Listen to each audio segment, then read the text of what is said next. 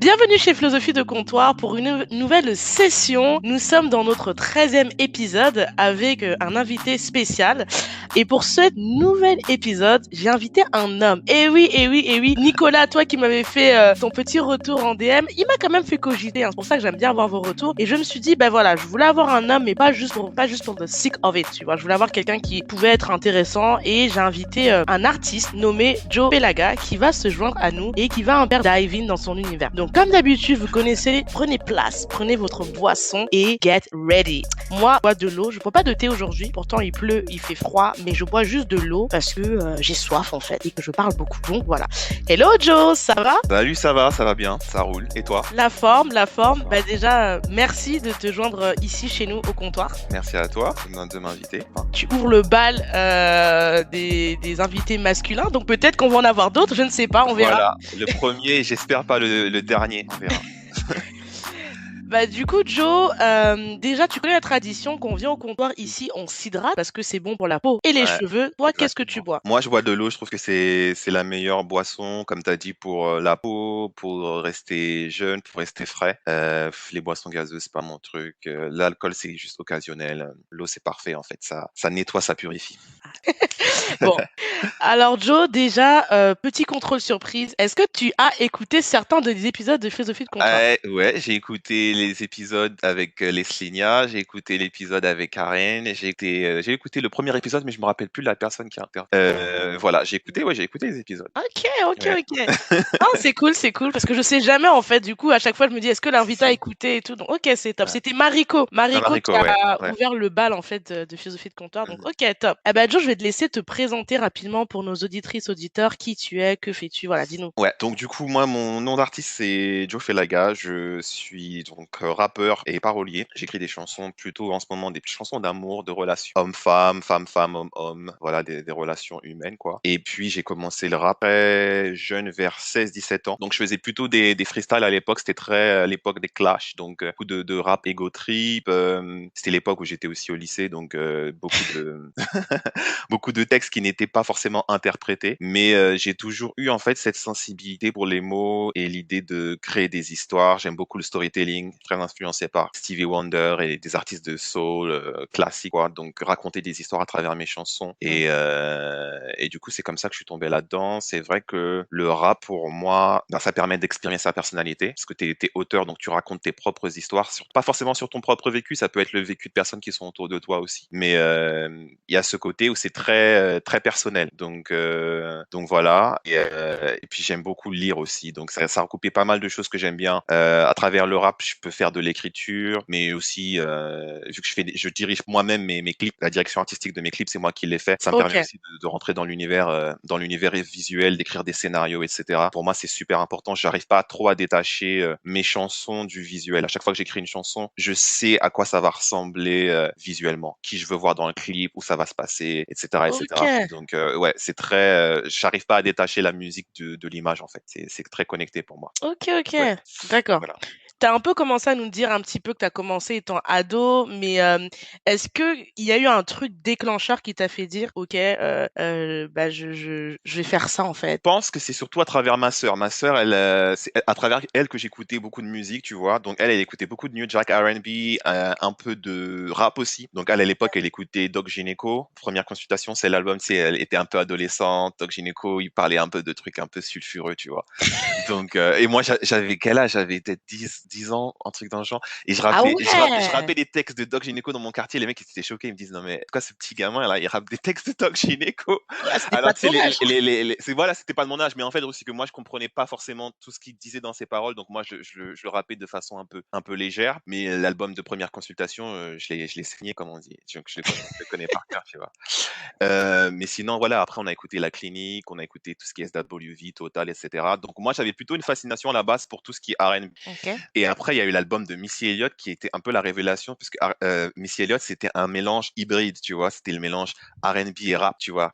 Il y Ouais. avait des backing vocals de Alia sur ses morceaux, il y avait beaucoup d'harmonie, etc. Je me suis dit, mais en fait, moi, je suis pas chanteur, parce que j'ai pas la voix d'être chanteur, tu vois, je chante pas juste. Mais là, elle arrivait avec un truc assez métissé en termes musical. Mm, Et je me suis mm, dit, mais en fait, je peux rapper. Parce que même si je sais pas chanter, je peux rapper, tu vois. Je peux faire un truc qui va groover, mais en même temps raconter des histoires et le faire avec ma propre voix. Et j'ai pas forcément d'avoir des compétences vocales exceptionnelles pour pouvoir faire ça. Et du coup, c'est là que j'ai commencé à me lancer un peu plus dans tout ce qui était rap, écouter beaucoup de rap. Au lycée, j'écoutais beaucoup de rap français. Ah, je suis surprise, Ouais, du beaucoup de coup. rap français, ouais, beaucoup, Ok. beaucoup. Mais Mais qui, j'écoute genre, est-ce qu'il y a des noms J'écoutais tout. J'écoutais tout. Je peux écouter, Ok. j'écoutais Kazé, j'écoutais La Rumeur, j'écoutais Tic, j'écoutais, il y avait qui à l'époque? Il y avait Néochrome, ATK. J'écoutais vraiment Club des Losers, TTC, Fouzati. J'écoute vraiment beaucoup, beaucoup, beaucoup de rap. Et en fait, je pense que ça m'aide beaucoup parce que j'ai un style un peu caméléon. Je peux faire des trucs très, très street, comme je peux faire des trucs très ego trip, comme je peux faire des trucs très lover. En fait, Hmm, je me mets pas de limitation dans mon rap. Pour moi, c'est ok. vraiment un exercice de créativité, tout en étant fidèle à moi-même, c'est-à-dire je m'invente pas des personnalités ou quoi. Mais en fait, j'injecte dans mon rap les influences que j'aime bien. Donc, il y a beaucoup de rap, il y a beaucoup de soul, il y a beaucoup d'harmonie, il y a beaucoup de vibes, il y a tout ça, quoi. Donc, toutes mes influences, vraiment. Donc, je me mets pas vraiment Des de limites. limites, de limites. Ouais, ouais. Je pense que c'est Ok. important. La créativité, pour moi, si tu crées et que tu te mets une barrière, déjà, ça va à l'encontre du processus créatif. Et je dirais que c'est un peu la critique que j'aimerais faire du rap français. Je trouve que des fois, ah ouais, il faut y aller, hein. Je trouve que des fois, on se met trop de limites en termes de créativité pour être hood, pour avoir la street crédibilité, etc. Et je pense que c'est important de dépasser certaines frontières, notamment quand on va parler aujourd'hui d'amour. Quand on parle d'amour, quand on parle de genre, quand on parle de sexualité, je sais que par exemple, un mec comme André 3000 à l'époque, les gens ils pouvaient pas avoir quoi, parce que voilà, le mec il avait un côté un peu androgyne, un peu, tu Ah vois, ouais? parce qu'il a un style vestimentaire qui est particulier, André Ouais. 3000, tu vois ce que je veux dire ou pas? Ouais, Il a un carrément. style assez spécial, tu vois. Et je sais que ouais, c'est vrai qu'il y a cette volonté d'être toujours dans une hyper masculinité. Et pour moi, je trouve que c'est pas nécessaire en fait. C'est pas nécessaire. Hmm, J'aime bien jouer sur du coup aussi des fois l'androgynie et des thématiques qui sont peut-être un peu hors cadre dans mes chansons. Je trouve que c'est important. ok. Donc voilà. Bah, de toute façon, on va dive in là-dessus Ouais, tout à l'heure dans l'autre partie de notre échange. Mais ouais, du coup, je m'attendais pas à ce que tu dises que tu as eu beaucoup d'inspiration française. ouais, Parce j'en ai que, beaucoup. bah, tu sais, on en avait parlé. Je t'avais dit que moi, franchement, j'ai l'impression que artistiquement, au sens large, toutes mes influences sont principalement américaines et Ok. africaines, mais genre Nigeria, Ouais. Cameroun, etc. Mais Mhm, francophone, pas beaucoup. Pourtant, et c'est étonnant, mais ok, mhm, ok, ok. Et mhm. du comment est née en fait l'appellation Joe Flaga? Qu'est-ce qui s'est... Alors, quand j'ai commencé à rapper, du coup, ben, à l'époque, c'était l'époque des mixtapes, l'époque des net tapes, etc. Donc, il y avait pas mal d'artistes qui faisaient des net tapes. Et moi, Ok, je rappais, j'allais aller dans des petits studios, dans des home studios pour enregistrer mes sons. C'était surtout des phases B. Donc, les phases B, en fait, c'est des instrus qui ont déjà été utilisés. Et ok, tu fais des freestyles où tu poses dessus avec ton propre flow et tes propres lyrics. Et donc, ok. j'avais envoyé pas mal de morceaux à des personnes qui, à l'époque, faisaient ces tapes-là, parce qu'il y avait différents artistes dessus. Et les gens, ils me recalaient et tout. J'ai fait, OK, y a pas de souci. Moi, je vais créer ma propre tape avec mes propres potes et avec mes propres rappeurs. Du coup, j'ai commencé une série tape qui s'appelait Felaga Mixtape. Il y en a eu 3 volumes et du coup, il y avait des mecs de partout en France, de Rouen, de Paris, de je sais pas où, de voilà. Et du coup, ils voulaient participer à la tape, etc. Et la première tape, j'avais mis un logo assez provocateur avec une nana qui tenait des flingues, etc. La tape, elle avait bien tourné. Ah ouais, Et après, du coup, il y a plein de gens qui venaient pour me contacter pour venir sur ma tape à moi, tu vois. Donc, c'est venu de ça. Donc, Felaga, c'est un terme qui désigne en fait les combattants marocains, algériens, tunisiens qui ont combattu pendant l'indépendance en fait de ces pays-là. Et en fait, ok. c'est vraiment un mindset pour moi parce que je suis très indépendant dans mon rap et j'ai un peu une vision des rappeurs qui on dit un peu des rappeurs qui sont un peu colonisés quoi. Genre, j'ai l'impression qu'on t'impose des featuring, on t'impose une esthétique, on t'impose une image. Et Felaga, vraiment, c'est vraiment ça. Pour moi, c'est je fais ce que je veux. Je Ok. rappe comme je veux. Je mets les gens que j'ai envie de mettre dans mes clips. Je raconte les histoires que j'ai envie de raconter et Mm. avec ma perspective à moi. Et je me mets pas au desiderata d'une industrie en termes de style vestimentaire ou de discours que je dois avoir ou de featuring que je dois faire, etc. Je fais vraiment vraiment ce que je veux. Et c'est très important pour moi l'indépendance dans le rap, parce que je pense que quand tu es plus indépendant, ça biaise ton discours et ça biaise ton esthétique et ça biaise ta créativité en fait. Donc vraiment pour moi, Felaga c'est ça, c'est vraiment indépendant et Ouais. je fais du rap, je fais du rap indépendant, je dirais même je fais du rap décolonisé. donc donc Ok. voilà, donc, je dirais même Ok, jusqu'à dire ça, ok. ouais. Mais quand toi tu utilises le terme décolonisé, que je comprenne bien, c'est pas en termes de couleur, c'est vraiment en termes de dictat, peut-être Exactement. imposé dans le monde Ouais. dans lequel tu es en fait. Ouais, ouais, c'est Ok, clair, c'est les dictats et aussi je dirais que décoloniser, c'est oui voilà, c'est une liberté liberté créatrice. Cette notion aussi de l'argent parce que ok, forcément, quand tu fais du rap et que tu vois qu'il y a, entre guillemets, une formule qui fonctionne et que ça te génère de la moula, ben, tu vas peut-être rester dans cette direction-là. Et décoloniser, pour moi, c'est mon cash flow, je le génère autrement que par le rap, tu vois. Donc, du ok. coup, en fait, même si je rapporte pas forcément d'argent avec mon rap, au moins j'ai cette liberté de pouvoir avoir le discours, le visuel et ce que j'ai envie de faire sans limitation, en fait. C'est surtout Ok. ça. Ouais. Du coup, en fait, ça me fait penser à quelque chose. Je crois qu'on en avait parlé il y a très longtemps parce que, Mhm. fun fact, hein, peut-être vous savez pas, mais moi, Joe, je le connais de vue depuis 3 ans, depuis que je suis en Irlande, en fait. Mais j'ai découvert avec le premier confinement que, en fait, il est artiste. Moi, je savais pas, en fait. Et c'est quand je travaillais, du coup, sur mon podcast, sur la liste des guests que je voulais avoir et que j'ai rencontré Karen, qui est venue, la danseuse, qui est venue nous expliquer un peu son parcours. En fait, en discutant, elle me dit, ah ouais, il y avait Joe et plus. En fait, il me disait, mais Cynthia, t'es vraiment sérieux? Je dis, bah, en fait, je savais pas. En plus, on s'est croisés plusieurs fois, mais Ouais, ouais, c'est ouais. pas quelque chose que tu dis forcément. Exactement, ouais. Et du coup, moi, pendant le premier confinement, je me rappelle, j'étais sur la chaîne YouTube, j'écoutais tous les sons et je disais, ah putain, je me rappelle, je vais même envoyer un message vocal tellement j'étais choquée. Voilà. Parenthèse fermée, mais du coup, est-ce que ton statut aujourd'hui d'artiste indé, est-ce que t'as dû rencontrer des challenges du coup? Parce que, Les voilà. challenges, c'est la visibilité, la communication, les médias. Donc, en gros, à travers surtout mes visuels, j'essaye de donner, enfin pas de donner, de représenter, je suis une personne noire, je suis une personne afro, donc de Ok, représenter les personnes afro sous un œil qui est celui que moi je vois en fait. C'est-à-dire que, ok. c'est dans les médias, on a souvent tendance à représenter les personnes noires, c'est toujours une représentation qui est très stéréotypée. Hier, je regardais Les Misérables de Ladjili et je sais pas, j'ai regardé le film de Kerry James, je regarde tous ces films-là. T'es dans un domaine qui est le cinéma, t'es là pour pouvoir apporter quelque chose qui est fictif et tu emprisonnes. En fait, pour moi, il y a un sentiment un peu claustrophobique de emprisonné toujours dans les mêmes clichés, dans les mêmes stéréotypes. Est-ce qu'on peut faire un film sur des personnes noires qui parlent pas de délinquance, qui parlent pas de drogue, qui parlent pas de cité? Est-ce qu'on a le droit de faire ça ou est-ce qu'on est obligé de faire des films comme Bande de filles? Ah mon Dieu. Je sais pas. Pour moi, c'est ça. Et en fait, ça recoupe un peu ce que je te disais sur Indépendance et Felaga.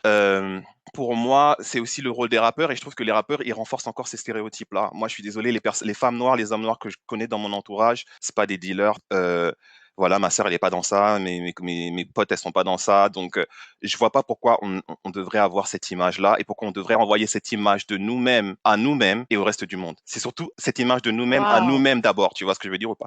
Waouh, waouh. En fait, pour moi, c'est super important de décentrer et de pas se dire, je vais changer mon image pour pouvoir accepter par l'autre. Non, je montre une image de moi qui correspond à moi-même et si les autres l'apprécient, tant mieux. Mais c'est d'abord pour moi-même. Tu vois ce que je veux dire ou pas? Ok, Donc, c'est ouais. hyper important pour moi en termes de représentation. Et voilà, non, je trouve que dans le cinéma français, vraiment, je parle français après aux États-Unis, c'est une autre histoire, mais dans le cinéma français, il y a vraiment un gros taf à faire. Chaque film sur les personnes noires que je vois, je suis hyper déçu. Je suis hyper déçu. Tu peux faire de la science-fiction, tu peux raconter tellement d'histoires. Et quand je vois ça, je me dis, mais les gars, vous êtes limités de ouf. Vous êtes limités de ouf. Je peux me permettre Moi, tu me donnes le budget que Kerry James a eu pour faire son film, mais je te fais un film, mais de psychopathe. je te fais un film de psychopathe. Pour moi, il y a aussi, c'est un peu bizarre en fait. je comprends pas pourquoi type de trope narratif dans le cinéma français. Il y a tellement d'histoires tellement originales à pouvoir raconter et je trouve que c'est très limitant. Pour les personnes, en tout cas minoritaires, je trouve que les rôles sont très réducteurs, que ce soit Qu'est-ce qu'on a fait en bon Dieu, que ce soit Agathe Cléry, que ce soit tout ça. Il y a un gros problème en termes de narration et en termes de perception de l'altérité, perception de l'autre. Tu vois ce que je veux Ok. dire ou pas? C'est super important pour moi, mais du coup, voilà. Je suis un peu allé dans tous les sens là, mais du Non, coup, c'est un non, peu mais le après, mindset là. mais t'as vu, je t'ai laissé. C'est la règle ici chez Philosophie de comptoir, c'est comme son nom l'indique, c'est Ouais, laisser les gens s'exprimer. ouais, Mais du coup, si je comprends ce que tu dis, c'est-à-dire que pour toi, vraiment, en tant qu'artiste indé, ouais, le challenge et peut-être la frustration, c'est de te dire comment ça se fait que des artistes, peut-être, on parle de la France parce qu'on est tous les deux ouais. français, qui ont des budgets, ne soient pas des kiffs, en fait, des kiffs artistiques. Et tu te Exactement, dis, toi, exactement. qui est indé, qui a peut-être pas cette même visibilité, ce Ouais. même budget, tu peux te faire ce kiff-là, mais t'as pas la Exactement. visibilité qu'ils ont. C'est ça, si je comprends bien. Exactement, Ok. c'est ça. Et puis je dirais aussi que dans les médias, dans les médias arabes, bon déjà il y a la thématique du buzz, donc en termes de visibilité ça joue, mais il y a aussi le fait de pas rentrer dans un certain stéréotype. J'ai envoyé mon dernier clip Filtre d'amour à pas mal de médias français. Il y a des gens qui me sortent ouais la chanson elle est trop romantique, mais gars c'est une chanson d'amour, tu veux que je fasse quoi? Enfin Oh je my comprends, God. c'est trop lover, c'est trop romantique, c'est trop ci, Sérieux? c'est trop ça. Mais tu sais, Donc en moi, fait je t'ai tu invité pour ça en plus, parce que ouais. justement, je crois que enfin, mais moi, quand j'ai vu la musique, c'est ce qui m'a fait justement Mmh. écouter toutes tes autres musiques, en fait, parce Ouais, que ouais. j'étais en mode, c'est du love. Mmh. Après, quand j'ai vu le clip, j'étais en mode, c'est original Mmh. et tout, et je comprends. Après, peut-être que je suis pas la bonne personne, mais Mmh mh, mmh. enfin, je sais pas. Ok, c'est étonnant. Ouais, C'est étonnant. c'est étonnant. Moi, j'ai toujours des retours assez, spécial en fait sur mes clips. Du coup, la visibilité, ça bloque, les gros médias bloquent, que ce soit les générations, que ce soit les abécédaires, que ce soit le Move, que ce soit même les médias qui se revendiquent comme indés. On fait du rap, indé et on représente les indés, c'est pareil. Je pense que quand tu rentres pas dans Oui. un stéréotype Kaira, ça bloque. Ça bloque. Tu vois, Filtre d'amour, Ah c'est ouais. pas dans ce stéréotype. Si par exemple j'avais fait un clip où la meuf elle va voir son mec en prison et tout ça, machin, tu vois, ça rentre peut-être plus dans un, ça rentre peut-être plus dans un stéréotype qu'on attend, tu vois. Ouais. Mais c'est pas ce que moi je veux faire parce que c'est pas des histoires que moi je connais et c'est pas des histoires qui me parlent en fait, tu vois. Donc Ouais. j'essaie d'être fidèle à ce que je suis. Abasourdie qu'on t'ait dit ça. Franchement, Ouais. enfin, pas de mal avec des clips Ouais. de rap un petit peu, on va dire un peu de gangsta, tu vois, en Ah, bah, type moi à aussi je l'ancienne. kiffe, hein. Et moi, comme je te dis, je kiffe tous les raps, donc je kiffe les trucs street et je kiffe trucs. Donc voilà, j'ai pas de problème avec le rap hardcore. J'aime bien Al Capote, j'aime bien tout ça. Donc moi, il y a pas de problème avec ça. Mais Ouais. c'est juste que vouloir enfermer les gens dans un personnage qui n'est pas le personnage qu'ils sont, je trouve Ouais. ça problématique. Et en fait, c'est très essentialisant. C'est très, il y a une vision un peu limite exotique. C'est triste. Voilà, de l'homme noir un peu sauvageon, un peu racailleux, un peu tout ça, tu vois. Tu peux pas sortir de ça, en fait, tu vois. OK. T'es obligé d'être enfermé dans cet archétype, Bah, franchement, stéréotype. je m'attendais pas à ce qu'on aille sur ce genre de thème dans cette conversation, mais plein de gamins, je me demande un petit peu comment ils doivent se situer par rapport à ça. Et surtout, ça confirme un petit peu aussi, bah, le pourquoi peut-être je me retrouve jamais dans les propositions françaises. Mhm. Moi, je le dis souvent, ah oui, mais je n'ai aucune référence française, avec des personnes entre guillemets «racisées» où je me retrouve, quoi. Si tu veux parler, par exemple, de jeunes filles noires, je trouve que, par exemple, le film Mignonne, qui a beaucoup choqué, est beaucoup Mmh. plus intéressant que Bande de filles, tu vois. Mmh. Beaucoup plus intéressant. Après, c'est ma perspective à moi, mais je trouve que il y a des vrais questionnements, il y a des vrais trucs dans ce film-là. Mignonne aussi, je l'ai vu. Pas contrairement à toi, c'est un film que j'ai pas aimé, tu vois? Je l'ai Mhm, trouvé mhm. très dérangeant, Mais il est fait et pour déranger, le film. Ça aussi. mais en fait, ce qui me dérange, tu vois, c'est pas tant la thématique, tu vois? C'est-à-dire que la thématique sexuelle du film qui est abordée ne m'a pas dérangée. Ce qui m'a Ouais. dérangée, c'est que, et c'est vraiment mon opinion personnelle, hein, je ne représente que Ouais. moi dans ce que je dis, c'est toujours ce côté où on va te montrer toujours, la petite fille musulmane, la maman qui parle à peine français, qui ça se passe Mhm. dans un quartier un petit peu, voilà, défavorisé, Mhm, mhm. on te enfin, en fait, moi, je suis fatiguée. Je vais vous dire Ouais. honnêtement, je suis épuisée. Non, mais franchement, j'en peux plus. Genre, Ouais, ouais. je n'en peux plus de ces films qui se passent en cité. Moi, je le dis sans aucune honte, je n'ai pas vécu en cité déjà, premièrement. Donc à un Mhm. moment donné, ça serait bien qu'on monte des histoires, de personnes noires qui se passent pas en cité parce qu'on n'a pas Aussi. tous vécu en cité. Tous les noirs de France ne sont pas forcément musulmans et tous les noirs de France ne sont pas forcément ont des parents qui parlent pas français Et avec toutes les filles noires ne sont pas séquestrées par leurs frères. mais ouais, non, mais j'en peux plus, franchement, j'en peux plus. Je sais pas si des gens, si je suis la seule à penser ça, mais et c'est Mhm. pour ça que j'ai du mal déjà avec le cinéma français. Je regarde pas beaucoup de films et le peu de films français que je regarde et que j'aime, il n'y a pas de noir dedans. Parce que dès qu'on met des personnes noires, on retrouve toujours les mêmes trucs qui, moi, me fatiguent, tu vois. Et pour être provocatrice, je sais pas s'il y a des gens qui écrivent des scénarios ici, enfin, et qui sont noirs. Franchement, les gars, soyez créatifs, quoi. Regardez, il y a une série comme Stranger Things. On peut pas avoir un Ouais, Stranger non-fiction. Things je sais pas, il y a tellement de possibilités pour raconter des histoires. Moi, Il y a beaucoup de possibilités, il y a beaucoup de contenu aussi. Le truc, c'est qu'on a des auteurs afro-français. Tu vois ce que je veux dire ou pas? Euh, on a Maryse Condé. Maryse Condé, elle a écrit combien de romans? Elle a écrit Tutoba la sorcière, elle a écrit Mélanie Recoupé, elle a écrit La traversée de la mangrove. Je suis désolé, quand tu vois des films comme Casse Départ, on a des matériaux d'origine qui nous permettent. On a Édouard Glissant, on a Patrick Chamoiseau, on a plein de trucs. On a Ousmane Sembène. On pourrait refaire des films de Ousmane Sembène, tu vois. Il y a plein de, on a plein de contenus en fait d'auteurs afro-français parce qu'en fait il y a aussi cette tendance à vouloir regarder aux États-Unis, c'est Toni Morrison, Octavia Butler, etc. Ce qui sont des grands auteurs, etc. Mais on a aussi des auteurs afro-français ok. qui écrivent des romans et dont on pourrait les faire des réadaptations filmiques. Stephen King, combien de romans de Stephen King ont été réadaptés, de Shining, etc. On a des matériaux, mais je trouve qu'il n'y a pas l'effort qui est fait.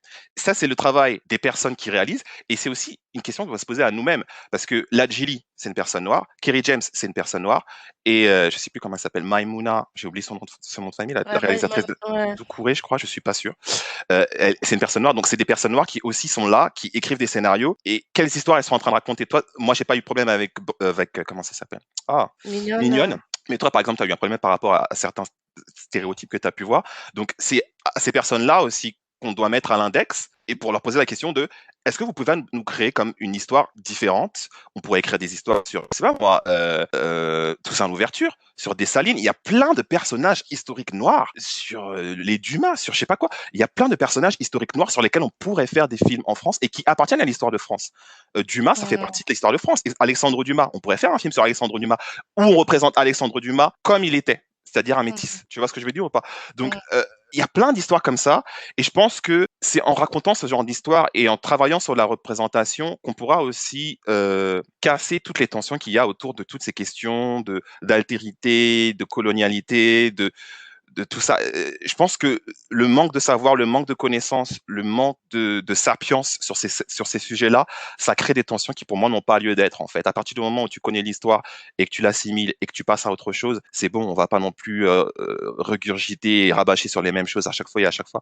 Mais c'est juste qu'il y a un manque de connaissances pour moi, et ce manque de connaissances, il passe aussi à travers l'art, à travers la musique, à travers le cinéma, à travers tout ça en fait. Donc il y a un gros boulot à faire à ce niveau-là. Alors, je répète, s'il y a des gens qui sont ici dans ces milieux-là, n'hésitez pas à partager ce qu'on dit. Moi, c'est surtout pour la jeunesse, en fait, hein. Ouais. Moi, je pense que c'est horrible à dire, mais je pense que à l'âge que j'ai, je sais où aller voir ce qui m'intéresse. Mhm, mhm. Et je veux dire un unpopular opinion, mais j'assume.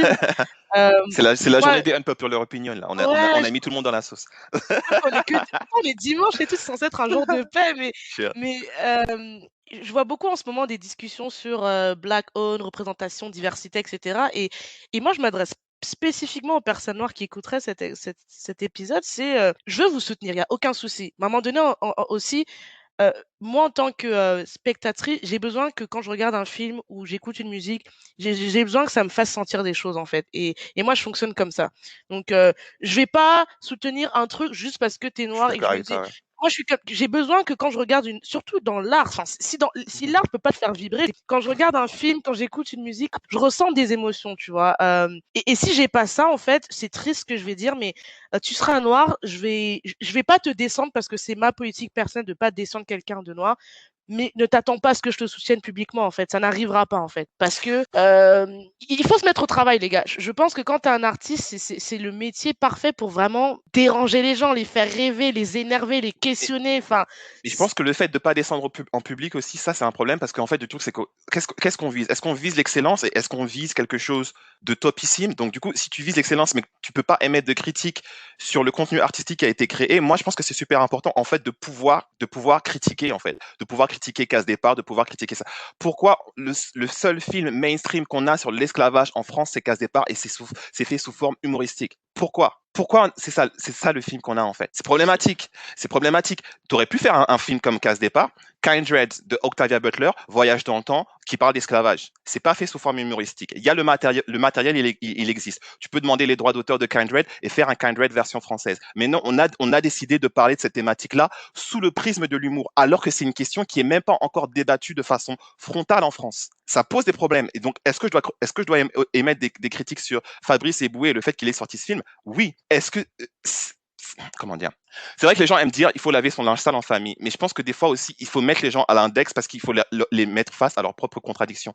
Et tout à l'heure tu disais que tu n'avais pas regardé certains films. Moi je regarde ces films-là parce que j'estime que je peux pas critiquer un contenu si je l'ai pas vu. Pour moi c'est de la malhonnêteté intellectuelle. Tu peux pas dire tu n'as pas aimé ce contenu si t'as pas regardé le contenu, tu vois. Je dirais ça. Et aussi en termes de soutenir les personnes noires, ben non, tu peux pas soutenir une personne juste parce qu'elle est noire. Enfin, sa couleur de peau va pas affecter la qualité de son travail. merci. Tu dois critiquer la personne par rapport au contenu qui est créé. Moi, j'ai pas envie qu'on me soutienne parce que je suis une personne noire. Je veux qu'on me soutienne parce que on aime ma musique, on aime mes visuels, on aime ce que je suis en train de créer. Si tu aimes ce que je crée, c'est cool. Et je dirais même que tu dois même pas te dire que c'est une personne noire, une personne asiatique, une personne blanche. Parce que ça, on parle de personnes noires parce qu'on est des personnes noires, mais il y a aussi un problème de représentation grave en France sur les personnes asiatiques que moi, je ne vois pas. Le seul acteur asiatique que je connais, c'est, je sais plus comment, le mec qui joue dans Qu'est-ce qu'on a fait au bon Dieu? Ciao, je sais plus comment il s'appelle. Bref. Ah ouais.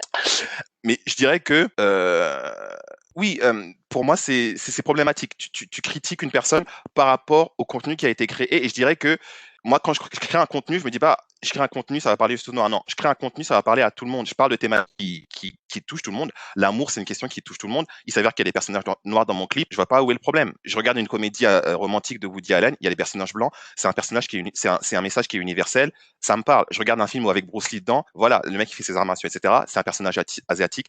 Son appartenance ethnique ne joue pas avec le message universel qui est distribué dans le film, en fait. Tu vois ce que je veux dire ou pas? Et je pense que c'est une vision qui est très rétrograde de se dire c'est des personnages asiatiques donc ça me parle pas parce que je suis pas asiatique, c'est des personnages blancs donc ça me parle pas, c'est des personnages noirs donc ça me parle pas. J'ai regardé Parasite, c'est un film qui parle de classe, j'ai compris le message et que ce soit des personnages asiatiques ou pas, je m'en fous en fait. Tu vois ce que je veux dire ou pas? Donc faut sortir de ce mindset de se dire c'est un film avec des personnes noires donc je vais soutenir. Non, c'est un film avec des personnes noires mais c'est un film de merde, je soutiens pas. Tu vois ce que je veux dire? Il faut vraiment sortir de ce truc grégaire et ce Je me truc permets de d'être troupeau, voilà. provocatrice là-dessus parce Ouais. que, franchement, je suis assez d'accord avec ce que Ouais. tu dis. Est-ce que tu penses que dans le contexte français, Ouais. hem, je parle de français vraiment sans distinction. Est-ce que le peuple français a atteint ce niveau de maturité? Parce que typiquement, aux États-Unis je suis désolée de faire beaucoup de comparaisons aux États-Unis Mmh. parce que c'est ce que je connais le mieux, les Mmh. gars, donc je m'excuse. Moi, typiquement, aux États-Unis, je sais que sur certains films, il y a des gens qui peuvent te dire: «C'est de la merde». Mmh. Par exemple, il y a beaucoup de films de Tyler Perry. Pour ceux qui connaissent pas, c'est un réalisateur et producteur très connu aux États-Unis, respecté et en même temps très, comment on va dire ça? Il fait pas l'unanimité. Ça Mmh. voilà. L'unanimité, c'est difficile à prononcer. Voilà, c'est très difficile. Mais aux États-Unis, enfin, il y a des personnes noires et pas noires d'ailleurs qui sont en mesure de te dire: «J'aime pas ce film de Tyler Perry» et d'ailleurs qui font même des vidéos YouTube et ils te détaillent d'un point de vue artistique et ça n'a rien à voir avec la couleur. Après, parfois, des personnes noires vont te dire: «En plus, la représentation des femmes noires est Ouais. pauvre», mais ils vont vraiment te faire une analyse purement artistique et ça passe. Mais est-ce qu'en France, on atteint ce niveau de maturité où le français racisé est capable d'avoir cette, honnêteté intellectuelle de dire: «Ben voilà, ce film-là, je l'aime pas, je l'assume, ça ne me remet en rien, le talent et le travail qui a été fait dans cette œuvre. Je l'aime pas parce que ça» et le réalisateur, est-ce qu'il a cette capacité, enfin l'artiste français, est-ce qu'il a cette maturité d'accepter la critique?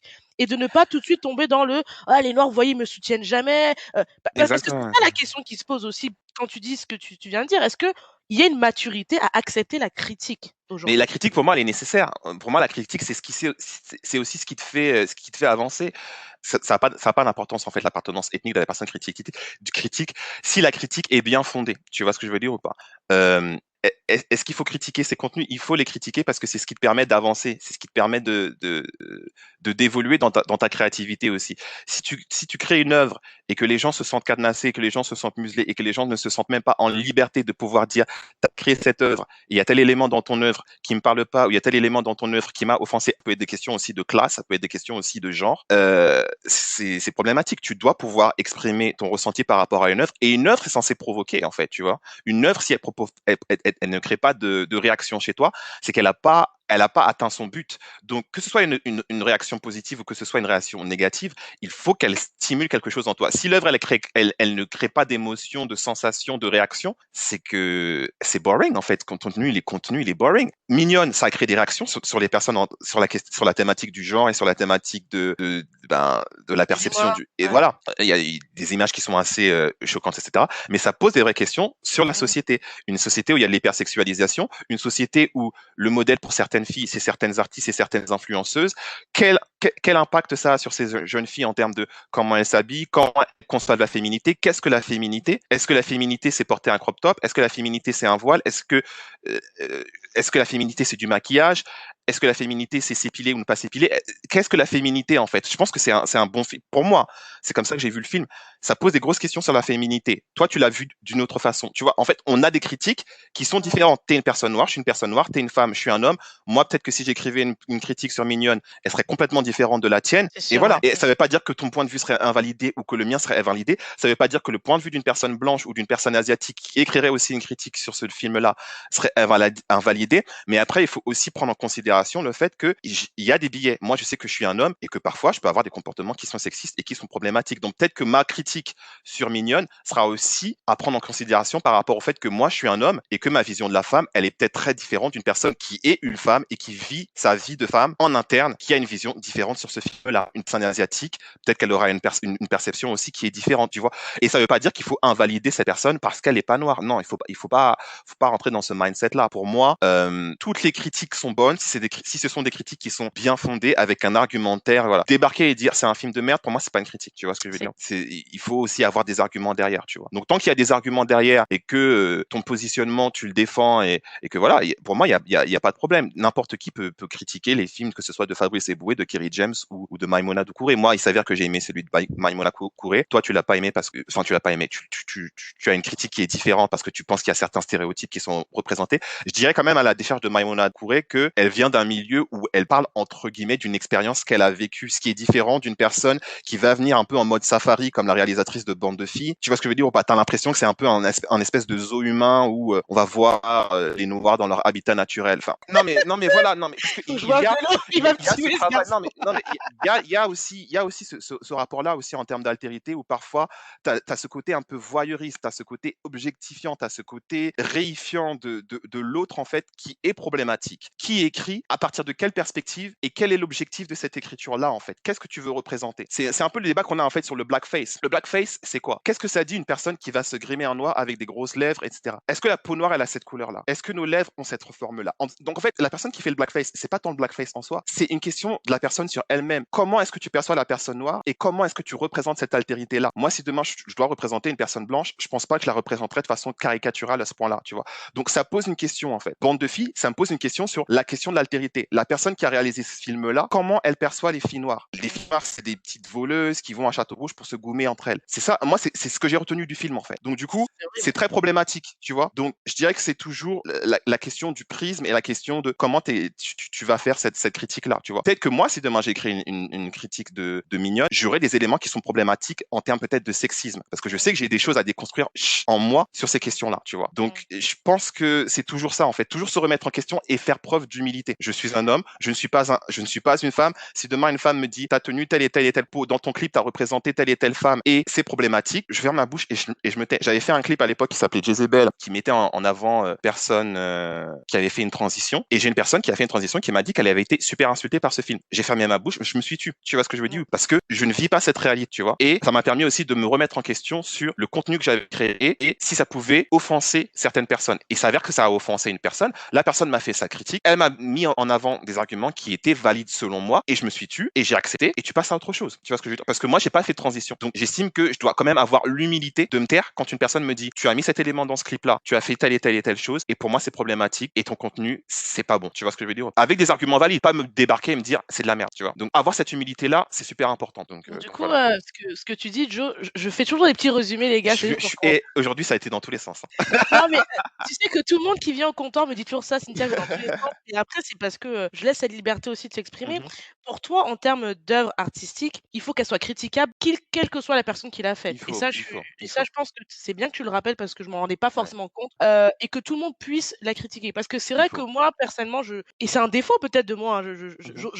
j'arrive à critiquer facilement tout. Mais Mhm. quand c'est des œuvres faites par des personnes noires, francophones, je précise, parce que c'est-à-dire j'ai aucun souci à le faire, Mhm. mais francophones, on va dire, je mets ma cape d'invisibilité d'Harry Potter. C'est-à-dire que clairement, je vois le truc et je deviens aveugle. En mode, je fais Richard, j'ai rien vu, je passe. Vraiment, c'est comme ça. Parce que, Et c'est euh, quoi la question? Et pourquoi? C'est ça la vraie question. Pourquoi tu le fais? pourquoi je le fais? Parce que, et ça n'engage que moi ce que je dis, j'ai l'impression, vis-à-vis des contenus proposés par des personnes minoritaires en France, et noires, je parle hein, Mhm. principalement, j'ai l'impression qu'il n'y a pas cet état de maturité et d'espace où on peut accepter la critique. C'est-à-dire que si demain je fais une vidéo où je vous dis, ben voilà, typiquement, j'ai pas aimé Mignonne. Enfin, Mignonne, c'est particulier parce que c'est pas que je n'ai pas aimé, c'est qu'il y a des choses qui m'ont dérangé. Donc c'est pas pareil. Mais si par exemple je vous dis, j'ai pas aimé, il y a quoi que j'ai vu qui était passé à Netflix là? Je crois que c'était avec Kerry James. Mhm. Mhm. Je crois que c'était Ouais. ça. Ça passe dans une cité à la Ouais, fin, le ouais, gars il ouais, meurt. ouais, ouais. Si je fais une critique de tout ce que j'ai pas aimé, qu'est-ce qui va se passer? Non, mais on va parler français. Moi, je suis une femme noire en plus, donc on va m'attaquer sur tout sauf ce que j'ai dit. C'est-à-dire que en tant que femme noire française, on va me dire, tu descends la communauté. En plus, t'es une femme noire. En fait, on va m'attaquer sur plein de choses, alors qu'on va oublier que, mais en fait, Mais je ne critique pas la personne, je critique pas le ah mais réalisateur, exactement, je suis d'accord avec toi. Ouais. je ne critique pas Tu critiques l'œuvre, je c'est pas critique la même l'œuvre, chose. mais et parce que j'ai l'impression en tout cas que les gens sont très sensibles et que tout ce que tu dis, ils le prennent personnellement. Mhm. Mhm. Moi, c'est philosophie de comptoir, je reçois régulièrement des critiques là-dessus. Mais je le prends pas pour moi. Je me dis juste, bon, ouais, c'est mon bébé, mais j'accepte qu'on puisse ne pas aimer. Et c'est OK. Mais si je fais ça sur Kerry James, ou par exemple, tout le pire, c'est Case Départ, je l'ai vu au cinéma, j'ai regretté. J'avais l'impression que j'avais perdu mon temps, gaspillé mon argent, pourtant c'est pas très cher, mais ça m'avait vraiment énervé, quoi. Mais si je fais une critique de ça, on va m'attaquer sur tous les plans. Et parce que les gens n'ont pas la maturité de comprendre que tu peux critiquer une œuvre faite par une personne noire. Et si tu estimes que c'est de la qualité médiocre pour parler d'un sujet aussi sérieux, ça ne veut pas dire que tu remets en cause tout leur talent, ça veut pas dire que tu remets en cause leur vie, c'est juste que sur ce moment-là, ils ont merdé, c'est tout. Voilà. Après, dans tous les films qu'on a cités, il y a aussi des aspects qui sont positifs dans ces films. Il y a des trucs qui sont intéressants, en termes de acting ou en termes de whatever. Donc, il y a quand tu fais une critique aussi, c'est ça. Pour moi, si je fais une critique d'une œuvre, j'irai pas à boulet blanc et à me dire, oui, je vais critiquer et je vais descendre l'œuvre. Pour moi, le but d'une critique, c'est pas de descendre une œuvre, c'est de mettre en avant les choses qui ont marché dans cette œuvre et aussi de mettre en lumière ce qui n'a pas marché. Donc, que ce soit Casse Départ, que ce soit le film de Kerry James, que ce soit, voilà, je mettrai en avant ce qui a marché et je mettrai en avant aussi ce qui n'a pas marché. Kerry James, il a reçu des critiques par rapport au fait qu'il n'y ait pas de femme noire dans son film. Il a accepté la critique et voilà. Et ça lui permet aussi demain, si demain il doit faire un film, de pouvoir incorporer ces aimants-là dans son œuvre. Il y a par exemple une série que j'ai regardée sur Netflix qui je trouvais intéressant. Je sais pas si tu as regardé, comment ça, je crois que ça s'appelle Mortel. Et je trouve qu'il y avait des trucs super intéressants Ah, j'ai dans cette adoré. série. J'ai trouvé ça J'ai- super intéressant. Utiliser certains éléments du vaudou, du quimbois, des trucs qu'on a en Guadeloupe, etc. J'ai trouvé ça super intéressant. De mettre, comment ça s'appelle, Firmin Richard, qui est une femme, je crois qu'elle est guadeloupéenne, voilà, qui parle en créole, etc. Des trucs qui sont intégrants, qui font partie de la culture française, parce que la Guadeloupe, la Martinique, etc., ça fait partie de la France et des départements français, etc. Tout en mettant des personnes noires, etc., asiatiques, maghrébines et tout, Bien fait. c'est très mixte, c'est bien fait et je trouve pas que c'est, comment dire, télescopé. Parce que parfois, en fait, on veut mettre de la diversité pour mettre de la diversité. C'est juste du tokenisme et voilà. Et j'ai pas l'impression que dans cette série-là, ce soit ça. Il y a des éléments qui sont dans cette série ne fonctionnent pas, mais il y a des éléments qui fonctionnent très bien. Donc pour moi, se diriger vers ça, et on n'est pas dans un stéréotype. Il y a de la science-fiction, il y a des trucs mystiques qui se passent dedans. Donc voilà, donc on peut le faire. Tu vois ce que je veux dire ou pas? Et il faut regarder vers ça. On peut le faire. Et en fait, le truc c'est que la critique, à quoi ça sert la critique? Ça permet justement de créer ce genre de contenu-là. C'est-à-dire que si tu critiques pas, si tu te dis je suis une femme noire, donc je vais pas critiquer parce que je vais mettre ma cape d'invisibilité et voilà. Comment tu veux que le créateur crée quelque chose d'autre? Le mec il va se dire ah ben j'ai sorti mon film, tout le monde l'a kiffé, donc je vais faire le film bis, casse départ 2 et Oh je vais my God. réutiliser la même chose et tout le monde va être content. Non, il faut que tu critiques parce que si tu critiques pas, le mec va revenir et va créer la même chose. Alors ça veut pas dire que forcément à chaque fois qu'une personne critique ton œuvre, tu vas créer différemment. Moi je veux dire, on a critiqué certains de mes clips, on a critiqué certains de mes morceaux. J'ai pris en considération la critique et après c'est à moi de me dire est-ce que cette critique est valide ou pas et est-ce que j'ai envie d'incorporer tel et tel élément dans mon prochain clip ou pas. Je suis quand même décisionnaire de ce que j'ai envie de créer. Je veux dire, il faut pas non plus créer une dictature créative où tu dis aux gens tu dois pas faire ci, tu dois pas faire ça. Tu es libre de créer ce que tu as envie de créer. Mais qui dit que toi tu es libre de créer ce que tu as envie de créer, dit que je suis aussi libre de critiquer ton œuvre de la façon dont j'ai envie. Tu vois ce que je veux dire ou pas? À partir du moment où tu mets une œuvre et que tu l'exposes au public, tu dois t'exposer à la critique. C'est la règle du jeu et c'est comme ça, tu vois. Moi, il y a plein de gens qui me mettent des commentaires, Salas qui me mettent des dislikes sur Facebook, sur YouTube. Je m'en tape. Je veux dire, c'est la règle du jeu, c'est le jeu. Tu peux pas put yourself out there and then expect everybody to love what you're doing. Like, c'est pas comme ça que ça fonctionne. Tu vois ce que je veux dire ou pas? Faut être ouvert à la critique, tu vois. Et personne ne peut se targuer d'être dans la perfection et créer une œuvre qui est universelle et que tout le monde va adorer. C'est pas comme ça que ça fonctionne, tu vois. Ça n'existe pas. Ah, mais alors, je veux revenir sur le point que tu as dit sur la critique. Je pensais pas qu'on irait dans ce spectre. Pour la critique, je vais vraiment, pour vous qui m'écoutez, j'adorerais avoir votre avis là-dessus sur l'importance de la critique et que surtout dans le cas des œuvres françaises. Moi, personnellement, j'ai abandonné depuis très longtemps, en fait, les médias français et les œuvres françaises parce Il que, faut pas.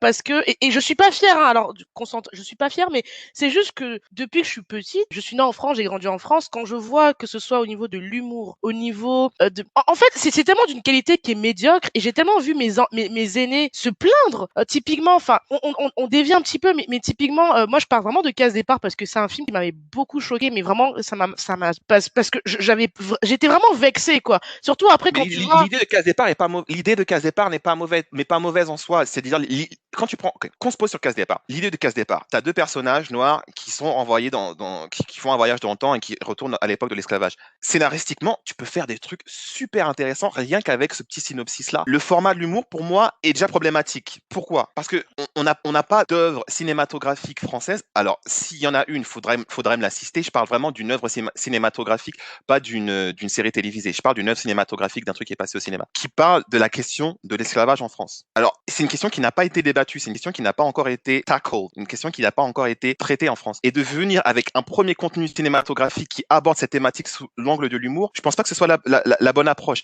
Ça ne tient qu'à moi. Tu vois ce que je veux dire ou pas? Je pense que Case Départ, ça aurait pu être un film, comment dire, un bon film s'il était peut-être sorti un peu plus tard et si on avait eu des contenus qui abordaient cette thématique-là avant. Tu vois ce que je veux dire ou pas? Et peut-être que si le film avait été aussi fait, peut-être différemment. Mais le synopsis du film, le synopsis du film, je te dis, c'est le même synopsis que le roman de Octavia Butler, Kindred, une nana qui est là avec son mec et qui se retrouve télescopée dans le passé à l'époque de l'esclavage et à partir de là, plein de trucs lui arrivent. Mais c'est pas fait sous l'angle de l'humour pour Kindred, c'est fait sous l'angle de la dramaturgie et c'est super intéressant. Et j'invite vraiment toutes les personnes qui vont écouter ce podcast à aller lire ce livre-là parce que c'est un livre qui m'a retourné le cerveau, tu vois. Donc l'idée de Case Départ n'est pas mauvaise en soi. C'est pour ça que je dis que dans la critique, il faut être fair and square et pouvoir dire ce qui est bien et ce qui est mauvais. Mais je dirais que pour moi, et ça ne tient qu'à moi, peut-être qu'il y a des personnes qui ont adoré ce film et grand bien leur face. Pour moi, c'est vraiment l'angle humoristique qui a posé problème pour moi. Donc voilà. Mais du coup, c'est pour ça que moi j'ai du mal, et ça n'engage que moi ce que Ouais. En fait, quand je regarde beaucoup le peu de choses qui existent avec des personnes noires en France, c'est toujours le même angle, c'est l'humour en fait. Ça, Et, c'est vrai. Ça, c'est vrai. c'est ça qui me dérange en fait. C'est juste que ou bien c'est l'humour, ou bien c'est une histoire dramatique de la maman qui a pas de papier, qui est venue, qui le fils il s'est retrouvé dans la drogue et à la fin punaise il meurt. Et puis ou bien la fille, ses parents sont trop durs, ils sont haïs parce que c'est comme ça qu'on on propose toujours. C'est toujours le même scénario. Et en fait moi ça me dérange parce que je suis quelqu'un. Il faudra que je fasse un épisode un peu sur ce que j'ai regardé quand j'étais jeune. Enfin, je sais pas, mais typiquement, je sais pas, quand t'es une fille, parfois t'as besoin de rêver en fait. Et dans les contenus qui existent au niveau cinéma, au niveau humoristique, il n'y a pas ce côté rêve. En fait, si tu ne regardes pas ailleurs qu'en France, tu ne peux pas rêver. Mais Et pour moi, l'art, c'est censé te faire ressentir des choses tristes ou heureuses. C'est censé te faire rigoler. C'est censé te faire réfléchir, te remettre en question, te provoquer, t'énerver et rêver. Et en fait, dans tout ce que pour l'instant j'ai vu de proposer par des personnes noires, on est ou bien dans l'humour, ou bien dans une sauce qui est déjà périmée, toujours un côté un peu dramatique ouais. et sans profondeur. Et personnellement, ça me gave. Moi, j'aimerais voir des choses où je peux un peu, soit je peux m'évader, soit je peux rêver, ou un truc qui me provoque. Mais bon, Mignonne sur ça a été un peu bon, même si c'est pas, il y a beaucoup de choses qui, sur ça, c'était bon au niveau un peu de la réflexion, d'aller un peu plus loin, de créer des conversations. Là, sur ça, c'était bon. Mais il faut qu'en France, on arrive à proposer des histoires qui sortent un peu de certains clichés. Voilà, c'est juste tout ce que je demande. Moi, si je suis provocatrice, je dirais à ceux qui écrivent des histoires, pourquoi on ne peut pas avoir un Emily in Paris avec une femme noire? Pourquoi? Mais moi, je pense qu'il faut sortir aussi ça. Il faut sortir comment dire, Emily in Paris avec une femme noire. Je pense qu'il faut arrêter comment dire, d'être des ersatz, d'être des versions bis de personnages blancs. Je veux dire, James Bond noir, etc. Pour moi, j'ai pas envie d'être un James Bond noir. Tu peux créer ton propre personnage. Tu vois ce que je veux dire ou pas? Ça, c'est super important de savoir décentrer les personnes blanches et de se dire, tu vas créer un contenu qui est un contenu et t'as pas besoin d'être un James Bond noir. Tu peux créer un autre personnage from scratch. Tu vois ce que je veux dire ou pas? Créer un autre personnage. Arrêter de vouloir d'être des versions bis de quelque chose d'autre. Non, être Ah, ça, son c'est bien ce que tu dis. Je vais l'écrire ça. son propre personnage. Pour moi, c'est problématique d'avoir cette perception de se dire, on va faire un truc machin noir, on va faire une Cendrillon noir, on va faire un truc noir. Non, créer un nouveau personnage, créer de nouvelles histoires. Il y a des griots, il y a des histoires, il y a des contenus, il y a des contes. On a un folklore, on a un patrimoine culturel, on a des histoires à raconter et racontons ces histoires-là. Elles sont là, elles existent. Donc racontons ces histoires. Donc voilà, on a fait un On a fait 360 degrés. un tour. Et en gros, vous aurez compris ce que, en fait, là, on a vraiment expliqué la signification On de est parti en Félaga. vrille, on est parti en On vrille. est parti en vrille, mais en gros, ce qu'il faut quand même retenir, c'est l'importance de la critique. Et cette conversation me challenge beaucoup et je suis contente parce que tu me fais voir des points de vue que j'avais pas du tout vus. Ouais. Et du coup, ça, je veux vraiment le garder pour moi personnellement, même sur comment je fais les choses. Donc voilà. Et je pense que ce que je retiens, c'est vraiment j'avais pas vu cet aspect. Oui, Arrêter de vouloir d'être des versions bis non. de ce qui est déjà fait, Ben parce qu'en non. fait, ça bride la créativité, en fait. Exactement, ça brille la créativité. Exactement, ça brille tu peux faire il y a plein. Marie Laveau, la prêtresse vaudou, tu peux faire un film sur ça. Si tu t'imagines je sais pas si tu avais regardé American Horror Story, la saison sur les sorcières là, avec Angela Bassett, mais Non, j'ai le pas personnage d'Angela regardé. Bassett était super intéressant. C'était une espèce de prêtresse vaudou. C'était Marie Laveau d'ailleurs, et voilà, elle avait cette espèce de potion d'immortalité où elle restait jeune pendant très très très longtemps, etc. Et tout. Et le personnage était hyper charismatique. Moi, je rêverais de voir un film centré sur ce genre de personnage-là. T'as pas besoin d'être une version bis d'un autre personnage. T'as pas besoin de faire ça. Crée ton personnage from scratch. Et moi, par exemple, dans mon processus créatif, c'est super important d'avoir des personnages qui sont from scratch. J'essaie pas d'être une version bis de machin, de truc, de bidule truc. Tu crées ton truc, voilà. Tu commences de zéro et t'arrives et t'as ta fiche personnage et voilà. Et tu débarques et tu crées ton personnage. And that's it, tu vois. C'est ça, c'est Du super coup, important. c'est la meilleure transition pour arriver justement, j'allais te demander un petit peu ton processus Ah créatif bah oui, on et n'a pas tes parlé beaucoup de musique là. voilà, donc non, mais ça tombe bien de toute façon après, on revient, tu sais, faut savoir un peu justement quel est ton processus Yeah. créatif et comment tu t'influences, tu influencé ou pas, quoi? Moi, je suis influencé par tout. Je suis vraiment influencé par. J'aime Stanley Kubrick, j'aime. Ah oui, Stanley Kubrick. J'aime vraiment tout. J'aime l'horreur, j'aime le fantastique, j'aime la science-fiction, j'aime vraiment plein de trucs. J'aime beaucoup la littérature et j'aime la littérature afro-caribéenne, mais j'aime la littérature aussi de science-fiction. J'aime Aldous Huxley, j'ai oublié celui qui a écrit 1984. Bref. George, George Orwell. Ouais, yes. donc George Orwell, tout. Donc du coup, mon processus créatif passe beaucoup par la lecture. J'aime OK. beaucoup lire, j'aime beaucoup les romans. Tout ce qui est ouvrage théorique, j'ai un peu plus de mal. Tout ce qui est sociologie et tout, j'aime beaucoup les romans. Et la science-fiction, c'est vraiment pour moi un espace de plasticité énorme. On peut créer des histoires tellement intéressantes. Et bien sûr qu'il y a des règles. Quand tu regardes les romans d'Asimov et tout, il y a des règles en termes de science-fiction. Mais ça laisse un espace vacant, on peut modeler à l'envie. Et je trouve que ça, c'est super intéressant. Et j'aimerais vraiment que, en parlant des personnes noires en France, on explore beaucoup plus la science-fiction. Il y a vraiment des choses super intéressantes à faire et des questions à se poser sur la science-fiction que la fiction standard ne permet pas. Alors moi, je parle vraiment de l'écriture. Après, en termes de créativité, pour moi, la créativité, c'est pas quelque chose qui se force. Il y a certaines personnes qui me demandent des fois de faire des collaborations et tout, et qui veulent m'imposer un thème ou qui veulent comme me restreindre dans ma créativité. Et ça, j'ai beaucoup de mal. J'écris quand je suis inspiré. J'estime que c'est pas un devoir sur table. On n'est pas là à faire son baccalauréat avec son écrit de français ou je sais pas quoi là. Donc j'écris quand je suis inspiré. Et qu'est-ce qui m'inspire? C'est la vie qui m'inspire en fait. Je rencontre des personnes, je parle avec des personnes. Bah là, tu vois un tableau, tu écoutes une chanson, tu regardes un film, tu discutes avec une personne, ça m'inspire. Ma vie m'inspire, les personnes qui sont autour de moi m'inspirent. Donc je puise mon inspiration de ça. Et après ça commence par là. Donc du coup, généralement ce que je fais c'est beaucoup de brainstorming. Parfois je fais un peu de recherche où je vais lire des bouquins sur les thématiques que moi je veux aborder. Donc par exemple le morceau dont je t'avais parlé tout à l'heure qui s'appelle Jezebel qui parle de prostitution, bah j'avais regardé un peu la prostitution, machin de ça. Donc tu regardes un peu ça et sans pour autant que ce soit du rap de bibliothèque parce que je suis pas là pour voilà. Je suis pas là pour faire ça moi, no shade.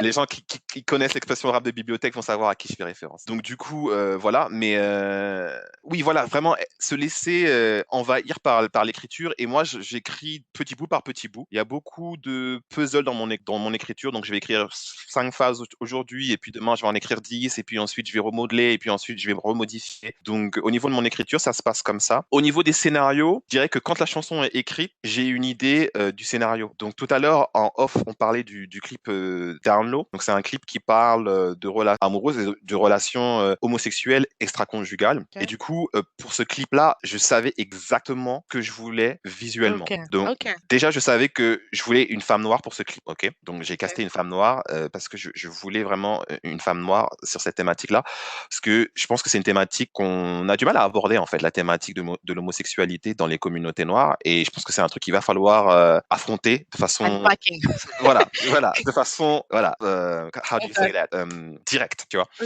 Et je trouvais que c'était intéressant de prendre ce personnage-là. Je voulais la mettre dans un contexte aussi. Donc elle est dans un bel appartement, tu vois, elle présente bien, et tout, elle est jolie et tout impeccable et tout. Donc elle est mariée, elle a ses enfants. Donc pour le clip, je savais que ça allait être compliqué d'avoir des enfants parce qu'il faut les autorisations des parents. Quand tu mets des enfants sur YouTube, il y a aussi un problème au niveau de la monétisation. Donc il faut penser à tous ces éléments-là. Ah ouais, je savais pas du tout ça. Ouais, les contenus avec des enfants, c'est vachement réglementé. Donc du coup, ben j'ai utilisé plutôt des accessoires pour pouvoir représenter le fait qu'il y ait des enfants. Il y a des petits bibelots, il y a un biberon, il y a machin, etc. Donc en fait, toujours on trouver le comprend qu'il y a des enfants. Moi, quand j'ai vu le exactement. clip, j'ai compris tout de suite qu'elle avait des enfants. Voilà, donc t'as pas besoin. En fait, c'est aussi ça. Utiliser des éléments. Pour moi, dans le cinéma aussi, c'est ça, c'est-à-dire you don't have to say everything. Show me, don't tell me. Montre-moi les trucs. T'as pas besoin de me dire de façon voilà ce qui se passe au truc. Donc au niveau de la représentation, je me suis dit ça et je me suis dit aussi que c'était hyper intéressant pour moi vu qu'il y a deux personnages masculins dans ce clip-là qui ont une relation homosexuelle, que ces personnages masculins ferment leur bouche. Et il y a que elle qui parle pendant tout le clip en fait. On n'entend pas la voix des hommes en fait.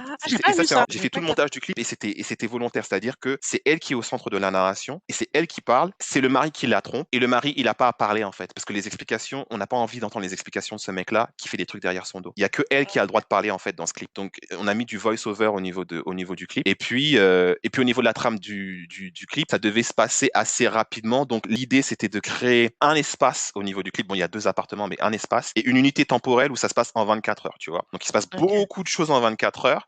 Et je pense que c'était assez challenging au niveau du. Mais le casting, j'ai trouvé ça aussi super intéressant. C'est notamment pour ça que j'aime la liberté de pouvoir travailler avec les gens que j'aime bien. Donc il y a Muriel Bio qui fait partie de l'équipe Courtrage Mien maintenant, qui est une super bonne actrice. Elle nous a donné des émotions en 4 minutes de clip. Elle a pleuré, elle a souri, elle a tout fait. Enfin, vraiment, elle a dead ça. Elle a vraiment dead le clip. Et elle a fait beaucoup d'improvisation parce que je voulais vraiment que les personnages soient ancrés. C'est-à-dire que moi, j'aime pas l'idée de dire je vais écrire un script et les personnages vont répéter un script. Je veux faire des fiches personnages où je vais dire t'as vécu ci, t'as vécu ça, ton mari t'a fait ci, ton mari t'a fait ça, tu viens de tel milieu, il s'est passé ça, tes enfants ils sont dans telle et telle situation et voilà, et comment tu réagis. Et quand on disait action, toutes les lignes qu'elle a dit dans le truc et tout, c'était que de l'improvisation, tu vois. Et franchement, elle a dead ça dans le plus grand des calmes. Donc voilà. Et puis ensuite, il y a Pierre Paris qui lui a joué aussi dans un clip et lui aussi il a vraiment assuré. Donc voilà, au niveau du scénario, à partir du moment où tu as le texte et que le texte raconte déjà une histoire, c'est beaucoup plus facile en fait d'écrire ton scénario parce que en fait tout tourne au niveau des paroles de ta chanson.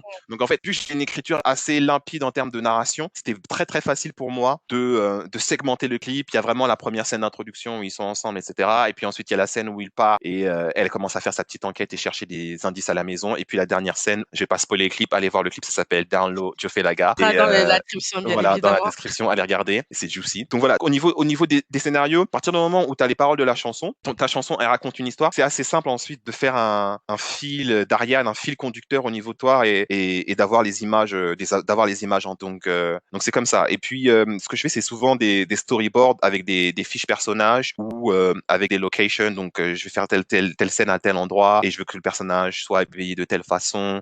J'aime beaucoup jouer sur les stéréotypes et les archétypes parce que les clips, c'est très, tu vois. Donc, c'est Ouais. difficile de complexifier une histoire quand t'as 4 minutes pour la raconter, en fait. Donc, il faut que Ok. tu sois concis et il faut que ce soit pertinent, il faut que ce soit snappy, il faut que ce soit catchy. Donc, les clips, je dirais que c'est pas la même chose qu'un long métrage. Tu as plus de temps pour pouvoir développer les personnages et les intrigues et voilà. Donc, c'est comme ça que je travaille. Mon rêve, ce serait vraiment de faire comme une comédie musicale rap R&B. Mais vas-y, il faut du budget de ouf pour pouvoir faire Waouh. ça, tu vois. Mais j'aimerais bien faire vraiment un 30 minutes, entre 30 minutes et 1 heure et faire vraiment une bonne grosse story là, avec des chansons, des dialogues, etc. Bien sûr, ça parlera d'amour, donc de relations Ça et serait grave cool en vrai. ouais, mais ça coûte la moula. Il faut de la moula. Ouais. Après, hein, vous m'écoutez, vous qui m'écoutez, si vous avez des investisseurs, j'en parle toujours. Non, mais je fais toujours des. Non, c'est de la vraie moula, hein, c'est de la vraie moula. Non, mais I know, mais j'en parle. J'en avais pas dans l'épisode avec Jennifer Lufo d'Afro Gamers. Je disais Ouais, toujours, vous voyez, on parle beaucoup de problèmes, mais on parle pas assez d'investisseurs. Donc, super je important. pense que dans la communauté afro, qu'on ait des investisseurs. Je trouve qu'on parle pas assez. Il faut qu'on réussisse à créer ces hubs Je pense qu'on a d'investisseurs. on a des investisseurs.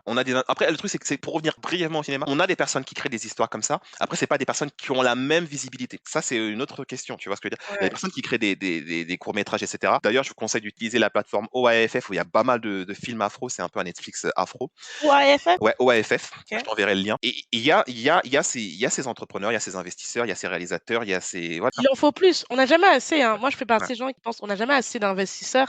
Mhm. Et typiquement, je sais pas, quand vous voyez, il y a plein de films où malheureusement, s'il n'y avait pas d'investisseurs, ça ne serait pas passé, quoi. Donc, si vous êtes des investisseurs, vous savez pas où investir, bah, peut-être que Joe, c'est le Ouais, projet où ouais. vous voulez aller investir. Et voilà, parce que pour que de belles histoires se passent, en fait, c'est un cercle vertueux. Ça peut pas être qu'une seule personne. Il faut le bon investisseur, il faut le mec qui va croire au projet, il faut le mec qui va faire la promo, il faut le mec qui écrit l'histoire, il faut l'acteur ou les acteurs. Enfin, c'est tout le monde en fait. C'est tous les petits acteurs qui font qu'un projet soit. Mais surtout pour les films, enfin, il faut parler aussi de, comment dire, de l'investissement aussi que ça coûte. C'est-à-dire qu'il y a aussi des subventions. Il y a des écoles comme la FEMIS pour le cinéma, il y a le CNC, etc. Mais c'est de savoir où vont ces investissements. Je crois qu'il y a aussi des bourses pour la diversité par rapport à ces institutions-là. À qui sont données les bourses? C'est aussi Ah, ça la question en fait. À qui on va donner les bourses? Est-ce qu'on va donner les bourses à un mec qui va faire un film comme Casse Départ ou est-ce qu'on va donner les bourses à... Non mais non, non, il va and pas en that's no démarre. shade. Non non, on repart pas sur ce sujet-là. Mais ce que je veux dire, c'est que il y a aussi un truc qui est biaisé par rapport à ce que tu vas raconter dans ton histoire. Parce que si ce que tu racontes dans ton histoire ne rentre pas dans certains cadres et dans certains tropes, eh ben il y a des chances que tu reçoives pas certains financements aussi, tu vois. Et le cinéma, c'est très très cher. Il faut que tu payes ton cadreur, il faut que tu payes ton éclairagiste, il faut que tu payes tes acteurs. Un tournage d'un film, c'est pas moi mes clips je les fais en une journée, mais un film ça se fait pas en une journée. Un film ça se fait sur plusieurs mois, tu vois. Donc il faut payer ça, il faut payer les accessoires, il faut payer les costumiers, ça coûte très cher. Les maquilleurs, c'est très très cher un film. Les gens ils réalisent pas, ils se disent ah un film easy. Non non non, Mais, il faut de la vraie moula. C'est pour ça que mais je te dis Joe, tout à l'heure de la vraie moula. mais tu confirmes ce que je dis. Tu confirmes ce que je dis. Si on veut plusieurs histoires, après il faut se vendre. Et tu vois, il faut taper Ah oui dans le oui. bon investisseur. Et quand je dis Joe, je parle pas que de Joe. Même si vous peut-être qui m'écoutez, peut-être que vous avez un talent, Ouais. je sais pas, musical, cinématographique ou autre. Hein. Enfin, l'art c'est large. N'hésitez pas à les taper les portes, surtout avec Internet. Je dis pas que c'est facile, je pense que Joe est, est mieux placé que moi pour dire que c'est tout sauf facile. Mais moi je pense qu'il faut aller taper les portes. Il faut aller taper les portes, il faut se prendre les noms et peut-être qu'au bout de je sais pas quantième fois, il y a un investisseur qui va se dire bah je veux tenter ce projet-là. Moi je suis convaincue que les gens on veut tous la nouveauté en fait. Donc il faut trouver peut-être que il faut trouver le bon timing aussi, tu vois. Genre aujourd'hui quand même il y a certaines choses qu'on voyait pas avant qu'on voit plus. Mais c'est ce que j'allais dire tout à l'heure, ouais. Ouais, c'est ça, ouais. Donc peut-être que c'est une histoire de timing, tu vois, genre C'est une question de timing, clairement. Pour moi, c'est une question de timing. Parce que tout à l'heure, tu disais oui et tout, la représentation en France, etc. Bon, on est passé de Giant Coucou, du miel et les abeilles. Je sais pas si tu te souviens de je Giant Coucou. me rappelle pas ça du tout. À des personnages qui sont quand même plus intéressants. Donc, on est revenu de loin. Je veux dire, dans les séries AB, quand on était petit, il n'y avait pas de personnage noir. Quand tu regardais Premier Baiser et les années fac, etc., il n'y a pas de personnage noir. Donc, maintenant, il y a quand même une représentation. Après, maintenant, on critique la qualité de cette représentation. Et peut-être que demain, on passera à un autre niveau de critique. Donc, je dis pas qu'il faut être patient, mais je dis qu'il faut aussi apprécier l'avancement qui a été fait et on n'a pas démérité. Donc, il faut pas non plus cracher dans la soupe et dire, oh my gosh, c'est que du bullshit. Non, non. Il y a du travail qui a été fait et ça, il faut le reconnaître. Mais au niveau des financements, c'est clair que si on avait des mécènes et des philanthropes et des personnes qui sont haut placées, s'ils le faisaient juste par philanthropie, ce serait aussi cool, tu vois ce que je veux veux dire? On a quand même des artistes, on a des rappeurs qui soi-disant ont de la moula. Ils sont là en train de rouler en Oh my Lamborghini, God, oh avec my leur bling God. bling dans leur clip. La moula, il faut la verser aussi. Faut faire de la philanthropie aussi pour financer des films. Donc voilà. Donc il faut des philanthropes, il faut des mécènes. Et aussi, moi je dis, il faut se débrouiller. Je suis désolé. Felaga, c'est aussi ça le mindset. C'est-à-dire que moi, je finance tout de ma propre poche. Je vais pas demander, faire l'aumône, etc.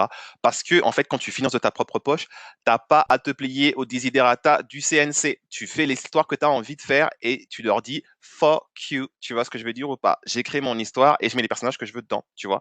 Donc quand tu as ton propre argent, tu fais ce que tu as envie de faire. Il faut arrêter d'attendre aussi. Il faut arrêter d'être dans ce mindset misérabiliste. L'État ne va rien faire. Moi, Oh my je suis dans ce mindset-là. Je n'attends rien de personne. Je veux faire mon clip. Mes acteurs, je les paye. Les danseurs, je les paye. Mon caméraman, je le paye. Mes accessoires, je les paye. Le clip, il est à l'image de ce que moi je veux. Voilà. S'il y a un financement, tant mieux. S'il n'y a pas de financement, tant mieux. Je ferai le clip quand même. Tu vois? Donc, il faut sortir aussi de ce truc. Après, je me rends bien compte que, comme je t'ai dit pour le cinéma, c'est compliqué parce que ça coûte très, très, très, très, très cher. Donc voilà. Mais t'économises pendant 5 ans, t'économises pendant 10 ans et tu fais le film que tu veux. Tu fais Octavia Butler, Kindred et tu le fais avec ton argent et t'économises parce que tu as envie de le faire. Moi, je fais mon rap, je le fais à perte. Voilà. J'investis dans des clips, j'investis dans des studios, j'investis dans les mix, j'investis dans le mastering, j'investis dans mes instruments, etc. Parce que c'est quelque chose qui me motive, c'est quelque chose qui me stimule, c'est parce que je kiffe faire ça, tu vois. S'il y a une retombée financière demain, tant mieux. S'il n'y a pas de retombée financière demain, tant mieux. J'ai créé un contenu qui, j'espère, parlera aux générations demain. Demain, une petite fille noire qui va voir le clip Filtre d'amour, j'espère qu'elle va kiffer, qu'elle va se sentir représentée, tu vois. Et c'est important. Et c'est important pour nous de créer ces contenus-là pour la prochaine génération. Peut-être que le clip, il a pas beaucoup de vues aujourd'hui, peut-être que demain, il en aura plus. Tant mieux, tu vois. Mais il faut que le truc soit out there, tu vois. Il faut que ça existe. Il faut que ça existe. Il faut créer. Que ce soit un roman, que ce soit une peinture, etc. Crée.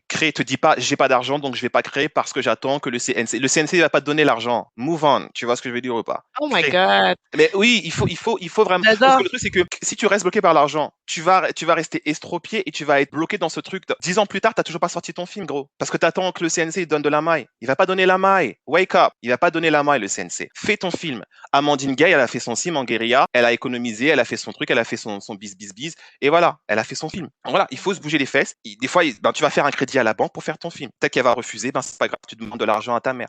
Mais tu dois créer. C'est une obligation, c'est un impératif. Parce qu'il faut qu'on ait des contenus comme ça pour pouvoir aussi stimuler vers le haut. C'est-à-dire que il faut pas non plus dire que les personnes qui sont en haut ne regardent pas ce qui est fait en bas. Je pense que les personnes qui sont en haut voient les films indépendants, voient les courts-métrages, etc. et s'en inspirent. Et si tu ne les crées pas, comment tu veux qu'ils s'inspirent de toi? Ils vont pas s'inspirer parce qu'il n'y aura pas de contenu.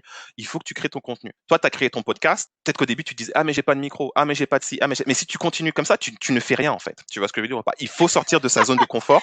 Non, mais on est d'accord ou pas? Il faut sortir de sa zone de confort et se dire, OK, j'ai pas de micro, j'enregistre avec mon téléphone portable, machin, machin. OK, c'est pas grave. Je fais mon podcast, basta.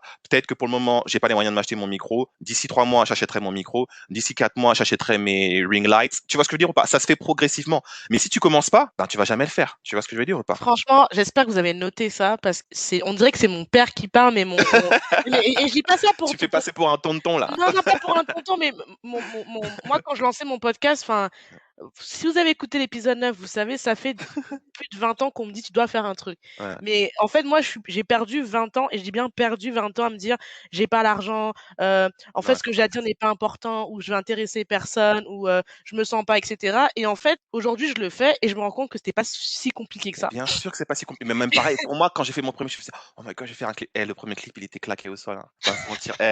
Non, mais voilà, au bout d'un moment, la critique, moi, je critique mon clip. Le clip était pété au sol. C'est pas grave. Le clip, il n'existe plus, il est plus disponible sur YouTube. Ah, il l'a enlevé! Je l'ai enlevé. Attends, on va pas se mettre dans la sauce tout seul. Donc, du coup, tu vois, tu vas commencer. Bien sûr que ça va pas être excellent, mais plus j'avance et mieux mes clips sont. Tu vois ce que je veux dire? Donc Franchement, voilà. Et en fait, c'est que tu apprends ton expérience. Comment tu fais un clip? Combien de temps t'as besoin? Comment tu vas filmer? Comment tu vas faire ça? Comment tu fais ton montage? Moi, je fais les montages de mes clips tout seul. Le premier montage était pas top. Ben voilà, t'avances et ton montage évolue avec le temps, tu vois. Donc, il faut pas se limiter, Tu vas peut-être filmer ton premier court métrage avec ton téléphone. Je vais pas donner de marque.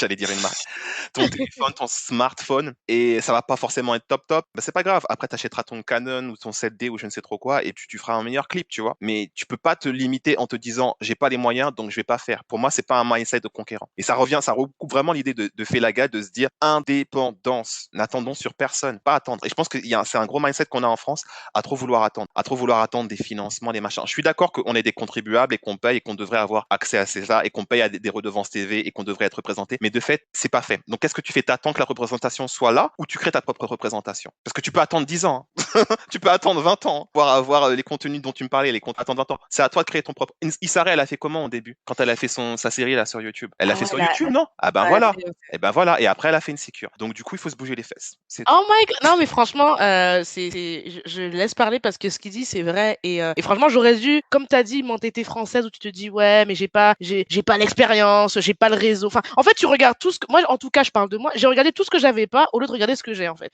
Quand je suis arrivée en Irlande, mon mindset a vraiment changé et j'ai Mhm. compris, en fait, que, bah, ok, je sais ce que j'ai pas, mais ce que j'ai, c'est que j'ai une voix, Exactement. j'ai un ordi, j'ai Internet. Maintenant, en plus, c'est le confinement, donc j'ai du temps. Donc, et j'ai commencé et Joe peut vous le dire et tous ceux qui ont écouté mes épisodes peuvent vous le dire. Mon premier épisode, le contenu est pour moi est excellent, mais la qualité de son elle est pourrie. Et C'est moi pas je grave. l'ai laissé. Peut-être qu'un jour je l'enlèverai parce que Mhm. voilà, mais je le laisse. Tu fais comme moi. Peut-être un jour je l'enlèverai parce que la qualité de son elle est pas bonne. Mais c'est un des épisodes dont je suis le plus fière parce que j'ai mis vraiment cœur, mon âme, etc. Le contenu. Et en fait, il y a pas le choix et je suis contente que tu le dises parce que, franchement, gagner du temps. Parce qu'en fait, si tu touches qu'une personne avec ce que tu dis, c'est déjà pas mal, en fait. Exactement. J'ai rencontré des gens, ils m'ont dit une chose une fois et ça a changé ma vie et je fais ce podcast aujourd'hui, tu vois? Alors que j'ai pas encore le bon micro, j'ai Mhm. pas encore qu'il faut, mais c'est pas grave. Mhm. Là, j'en suis à mon 13e épisode, Et puis voilà. peut-être le 100e épisode, je pourrais vous dire: «Ah, j'ai un nouveau micro», mais c'est pas grave. Peut-être Il que faut, ça sera il faut, au 2e faut faire un épisode. Patreon, les gens, faut faire des dons hein, pour les micros là. Non, mais voilà, enfin, et c'est pas grave en fait, parce que ce que tu as dit avec Isara, j'adore parce que j'aime beaucoup cette femme. Mhm. C'est une tête, elle a un super bon parcours. N'hésitez pas à regarder ce qu'elle a fait, mais en Mhm. fait, elle a commencé baby step, quoi. Exactement, Elle n'a exactement. pas lâché. Et on n'a pas, et franchement, aujourd'hui, on n'a même pas l'excuse aujourd'hui là. Les gens, ils arrivent à faire des vidéos sur Snapchat, faire des stories et tout. Tu peux faire des vidéos sur, mais tu peux pas faire de films. On a tous les outils. Je suis désolé. On a Internet, il y a Skillshare, Google ain't bro. Tu vas sur Google, tu regardes comment faire des montages. Et moi, je savais rien faire de montage étalonnage. Mon dernier clip, j'ai fait le montage, j'ai fait l'étalonnage tout seul. Tu te débrouilles. Il y a des Skillshare, il y a des formations en ligne, il y a des tutoriels sur YouTube. Everything is out there. C'est à toi de te bouger les fesses et d'aller chercher l'information. C'est à toi de te bouger les fesses. Il n'y a aucune excuse. T'as un téléphone, tu peux faire un film. Ce sera pas le film du siècle, pas grave. Tu vas faire ton premier film, tu vas faire ton deuxième film, tu vas faire un court métrage. Au début, ce sera un film de 3 minutes. Après, ce sera un film de 15 minutes. Après, ce sera un film avec des drones et des steadicams qui va durer 1 heure. And that's it. Tu peux le faire. On peut le faire. On peut le faire. Il faut sortir de ce mindset misérabiliste. On peut pas le faire. On n'a pas ci, on n'a pas ça.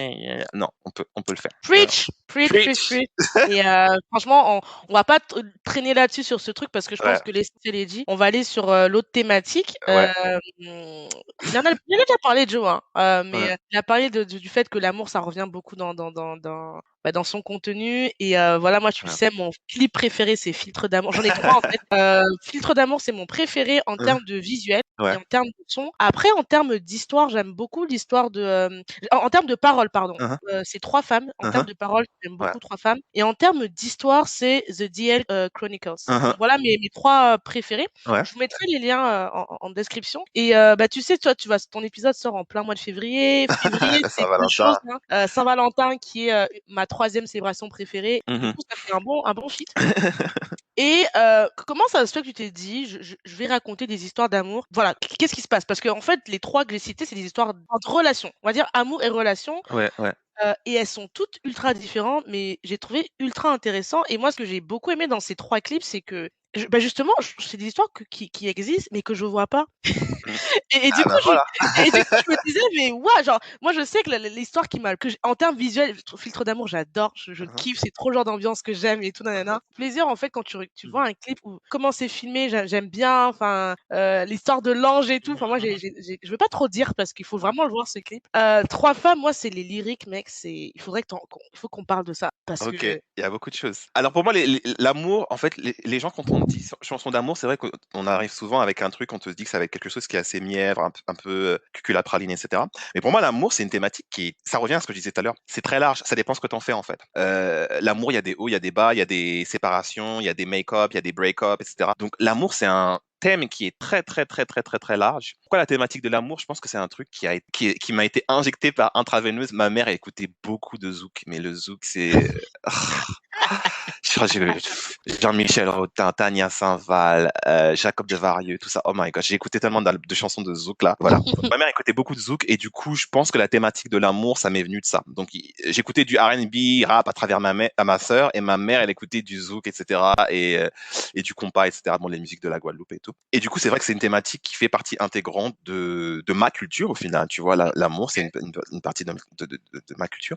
Et je pense que si l'amour, c'est quelque chose qui est universel, tu vois. Donc, je trouve que c'est un thème qui parle toujours aux gens. Un de mes artistes préférés, c'est Stevie Wonder. Et Stevie Wonder, il t'écrit des chansons d'amour, mais je kiffe. Il te raconte toujours la même chose, mais de façon différente, et ça touche toujours ton cœur. Et pour moi, c'est toujours ça, c'est-à-dire essayer de toucher les gens à travers mes chansons. Puis voilà, l'amour, c'est pas juste amour, ça peut être l'amour fraternel, ça peut être l'amour charnel, ça peut être l'amour spirituel aussi, etc. C'est aussi une thématique que j'aimerais bien aborder, la religion, enfin la spiritualité au sens large, tu vois. Et pour moi, c'est ça. Concernant Filtre d'amour, ben, comme je te dis, c'était important pour moi d'avoir des personnages noirs, d'avoir deux femmes noires. Je spoil sans spoiler, mais en gros, dans le clip, je représente l'ange de l'amour. Et il y a aussi ma déesse, mon alter ego, qui est incarné par Samiatou, et qui est là, qui est l'ange de l'amour. Et on est tous les deux des représentants de l'amour divin. Et puis, tu as deux personnages terrestres qui tombent amoureux l'un de l'autre, etc. Donc voilà, il y a différents clins d'œil dans le clip au niveau des accessoires. Mais il faut prêter attention, il y a beaucoup de trucs, c'est subliminal, tu vois. Donc, la croix Ankh qui représente la vie aussi, parce que la croix Ankh, c'est ça, c'est le cycle de la vie, c'est-à-dire la fusion de l'homme et de la femme qui crée cet espèce de cycle de vie en créant un être humain, quoi, avec un enfant, tu vois. Donc, il y a tout ça, il y a des accessoires, Ok, etc. ok, Il ok. y a plein de symboliques dans le clip. C'est à vous de regarder les lunettes de soleil, des petits messages sur les vêtements. Faut regarder le clip avec précision. Ah, j'avais pas Il y a plein vu. de sublis. Si vous mettez des pauses, vous allez voir plein de sublis. Regardez les Ok. vêtements, là, la veste de Famara et tout. Il y a plein de trucs. Donc voilà. Donc voilà. Mais en gros, c'était important pour moi de parler de ça parce que c'est vrai que j'ai l'impression qu'on manque aussi de ça dans le rap français. Dans le R&B soul, c'est très courant. Je t'ai dit Stevie Wonder. Une de mes artistes préférées aussi, c'est Philly Simon qui fait beaucoup de chansons d'amour. Dans la R&B culture, c'est beaucoup de ça. Tu vois, Faith Heaven, Ouais. etc. Mais dans le rap français, du moins, j'ai pas l'impression qu'il y a beaucoup de rappeurs qui se spécialisent dans ce truc-là de love, love, love, love, love. Et moi, je voulais vraiment faire une chanson très, très, très, très douce, très, très suave, très soulful. C'est inspiré vraiment de Common, tu vois. Très, très ça. Donc voilà. Et la représentation, important pour les prochaines générations de se voir dans ça, en fait, de se voir dans un espèce de conte. Parce que j'ai voulu aussi créer un espèce de conte, un truc un peu mystique, un truc un peu inspiré des griots. Tu vois ce que je veux dire? Je suis là, je suis le narrateur, je raconte l'histoire, je suis présent, mais je suis pas vraiment présent, je suis visible, mais je suis invisible, et de jouer sur cet imaginaire-là. Et c'est vrai que c'est un style qui est assez old school, donc je sais pas si ça va parler aux plus jeunes générations, et que les gens se reconnaissent dans ça, mais aussi avoir un message universel, parce que l'amour, comme j'ai dit, c'est un truc qui est universel, et indépendamment de ton appartenance, ton orientation, parce que là, c'est un couple hétérosexuel, mais ça aurait pu être un autre couple, te sentir représenté par ça, et surtout, en ces temps-là, on vit dans une période où il y a une pandémie interplanétaire, il y a beaucoup d'isolement, les gens sont pas séquestrés, mais Quasi. enfermés chez eux, limite séquestrés, enfermés chez eux, et c'est bien de pouvoir apporter un message positif et de s'aérer l'esprit, et d'avoir un message chill, et voilà, et de respirer, parce que on a besoin de ça, on a besoin de ça. Et l'amour, pour moi, c'est super important. Je pense que si on était plus dans cette religion. Pour moi, moi, je dis toujours, l'amour, c'est ma religion.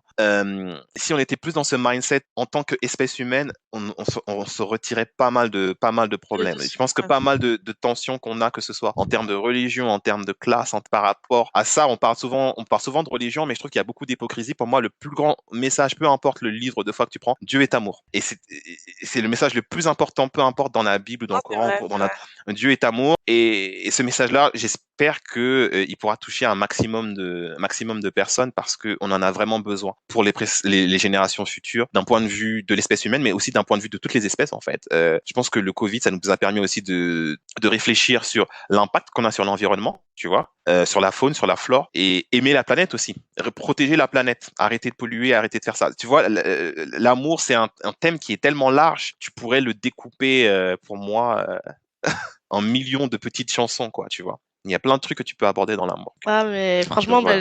allez voir le clip Filtre Ouais, d'amour parce que moi, je l'ai découvert justement l'année dernière quand je t'avais ouais, contacté, tu sais, dans la deuxième partie du confinement. Et c'est ouais. franchement, ça m'a. Bah, comme tu as dit, en fait, j'ai pas kiffé parce qu'il y a des personnes noires, mais en fait, j'ai l'impression de rêver. Tu sais, quand tu Ouais, ouais, regardes un truc et oh non, pas de rêver, de m'évader. ouais, ok. Oui, mais c'est C'était ça, il vraiment, faut t'évader. j'écoutais, je me suis évadée, j'ai voyagé. Quand je regardais le clip, j'étais ailleurs, quoi. Et Mhm, mhm. c'était vraiment parfait pendant le moment où j'ai écouté. Et d'ailleurs, je vous l'ai pas dit, mais maintenant vous le savez, ça risque d'être le générique des futurs épisodes. Yeah, Voilà, voilà, voilà. Ça, je vous le dis. cool. Ça fait un moment que je travaille avec Joe pour ça, mais maintenant je peux vous le dire. Maintenant, ça sera parce que j'ai vraiment kiffé la vibes et c'est positif en fait et je pense que c'est important d'avoir un petit peu de positivité et du coup on va parler de la deuxième musique qui moi m'a beaucoup marqué en termes de lyrics, donc Trois femmes. Franchement, j'ai écouté, je me suis dit damn.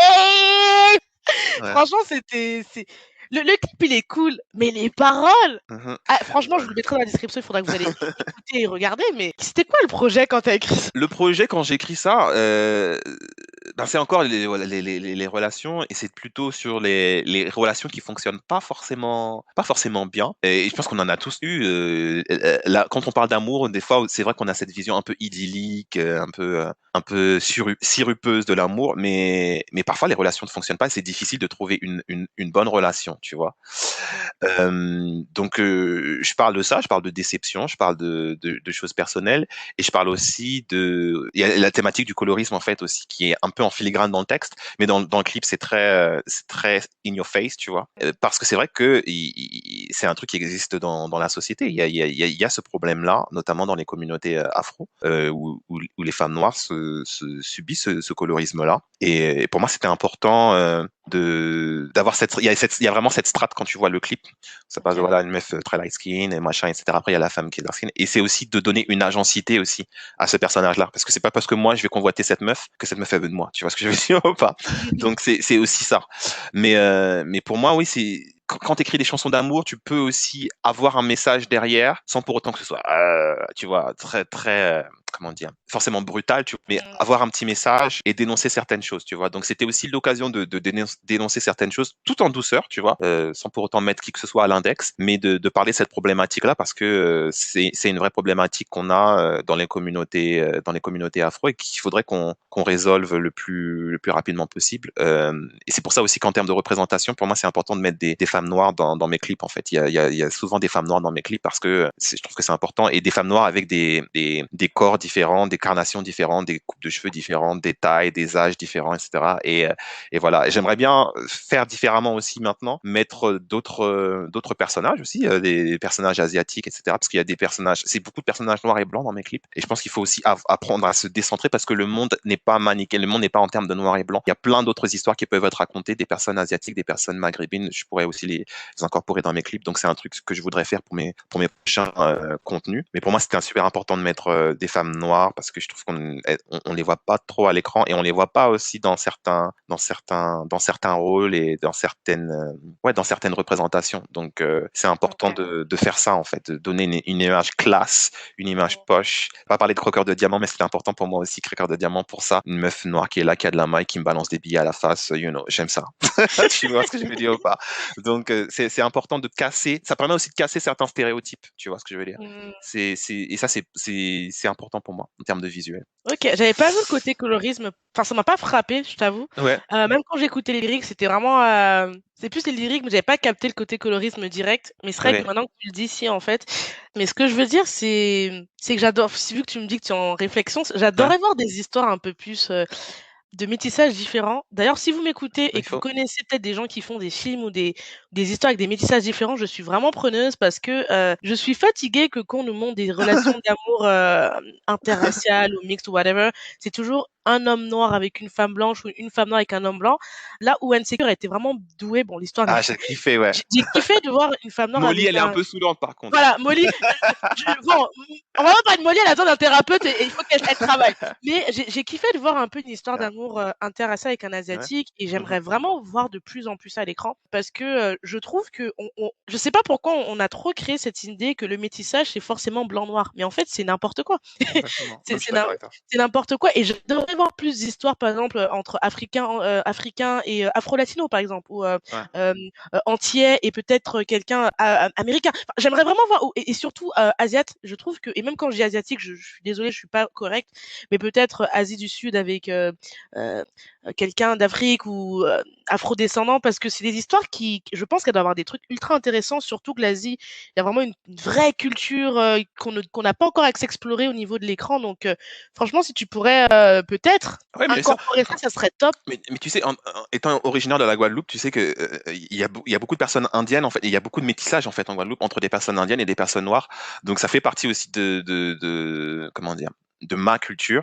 Et si je pouvais te recommander un film, ça s'appelle Bébé Tigre et c'est un personnage noir avec une fille noire avec un mec, je sais plus si je pourrais pas m'avancer et dire qu'il est sud-asiatique. Je pourrais pas dire s'il est indien ou quoi. Je me rappelle plus Bébé Tigre. exactement. C'est sur Netflix? Bébé Tigre, c'est un film français. Je pense pas qu'il soit sur Netflix, mais peut-être que tu peux le trouver en vidéo on demand. Mais je l'avais Ok. vu à l'époque au cinéma et j'avais trouvé, ah ok d'accord, une fille noire avec un mec sud-asiatique, cool, tu vois. Donc ces histoires-là, elles existent, tu vois, mais elles sont pas Ok. forcément mises en avant.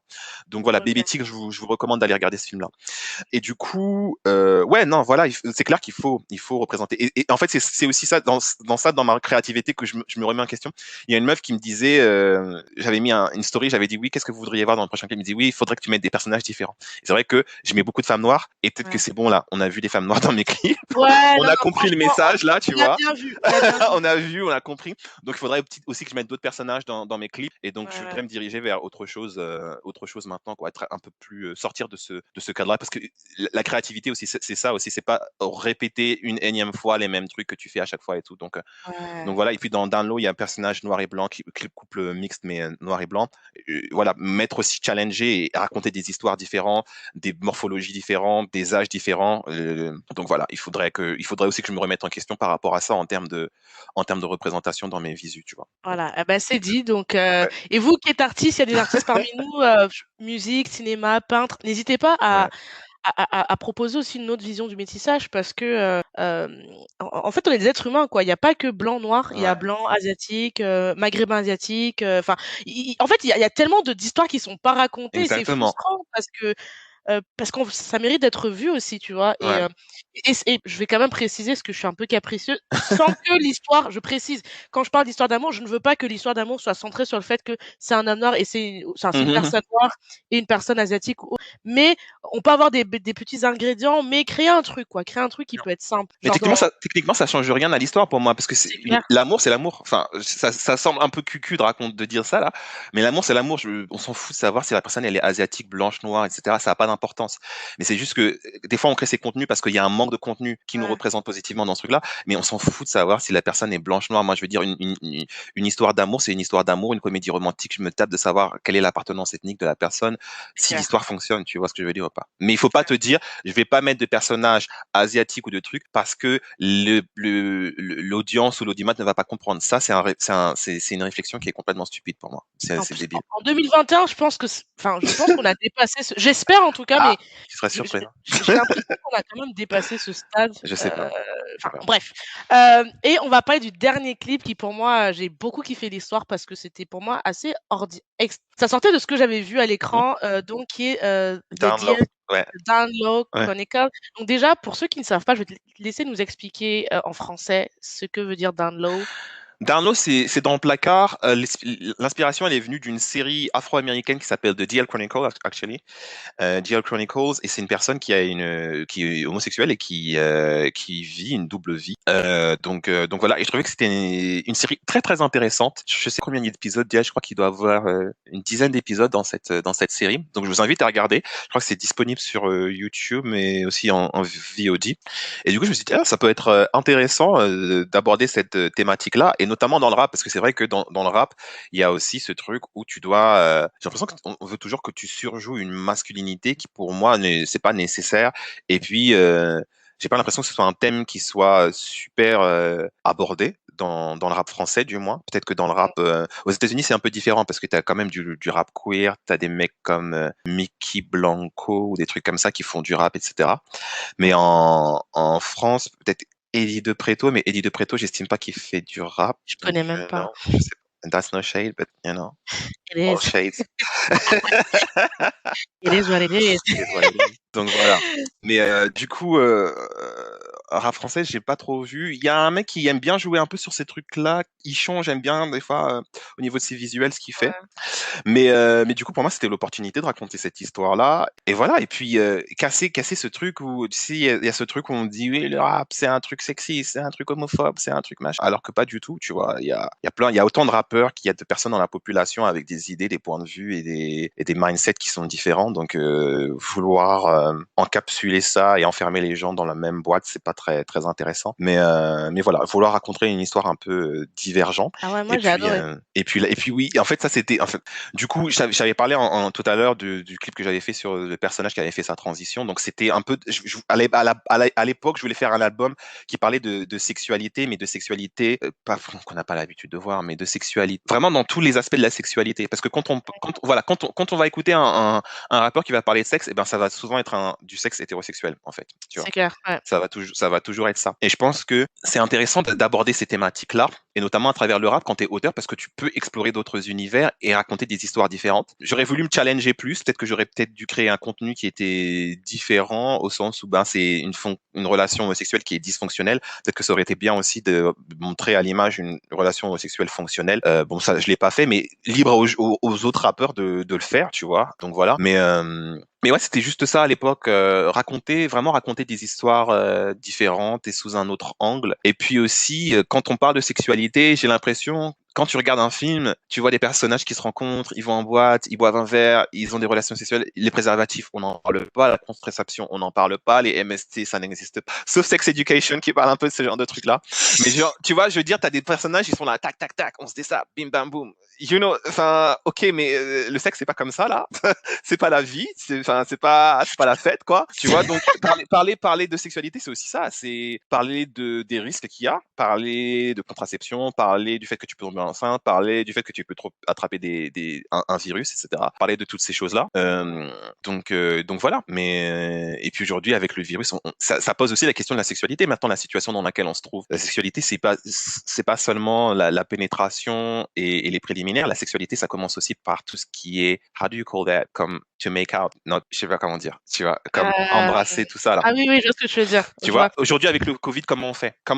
Aujourd'hui, voilà, ça fait 1 an qu'on est dans le Covid. Imaginons que tu es sur Tinder, tu as rencontré quelqu'un. Ça te pose des questions sur est-ce que tu vas échanger ta salive, là, tes sécrétions avec quelqu'un qui est vide? Non, tu vois, non, mais en fait, le Covid, c'est pas une MST.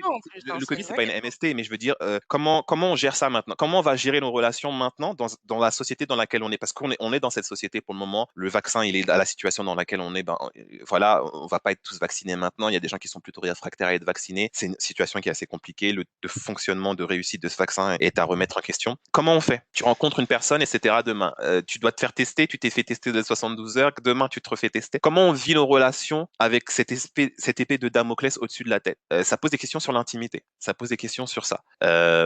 C'est difficile.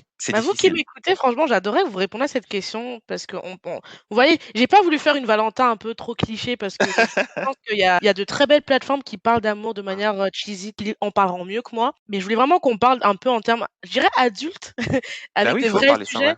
Parce que, voilà, donc je serais curieuse de savoir pour ceux qui s'engagent dans des relations amoureuses ou qui sont déjà engagés en plein Covid, comment vous gérez cette partie-là? Parce que je trouve que la suite au prochain épisode. Entre-temps, je vous invite à nous joindre sur la page Instagram de Philosophie de Comptoir. N'hésitez surtout pas à interagir en DM ou bien à notre adresse email philosophiedecomptoir@gmail.com. Entre-temps, passez une bonne journée. Au revoir.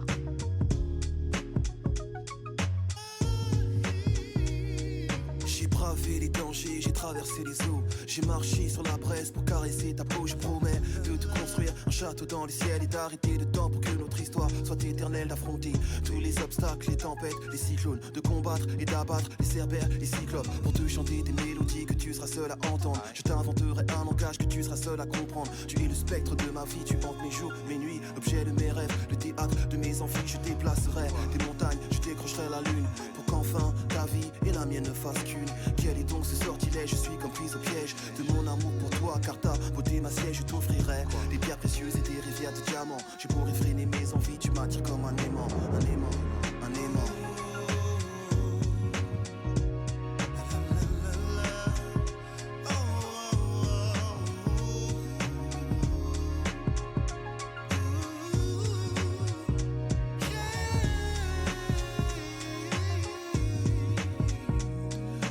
Bat au rythme de ton cœur et lorsque tu m'effleures, je perds le contrôle de moi, tu me transportes ailleurs. Tu me bâillonnes et me flagelles, c'est une douce torture. Je succombe sous l'effet de tes baisers et tes morsures. Chair en ébullition, âme en lévitation. Nos respirations sont en parfaite synchronisation. Je fonds lorsque tu me touches avec tendresse. Je vibre lorsque tu m'enlaces et me caresses. Je m'évade quand tes lèvres se posent sur les miennes. Je ne sais plus où je suis, j'ai le feu dans les veines. Ouvre les portes de ton paradis, je veux goûter ton eau de vie. Une forme fascinante envahisse mes rêves et j'ai envie de voir l'érotisme à son paroxysme, connaître chaque atome de toi. Tu es ma friandise, nos âmes et nos corps sont en accord jusqu'à la petite mort qui, je l'espère, laissera place à la vie dans ton coffre-fort, coffre-fort.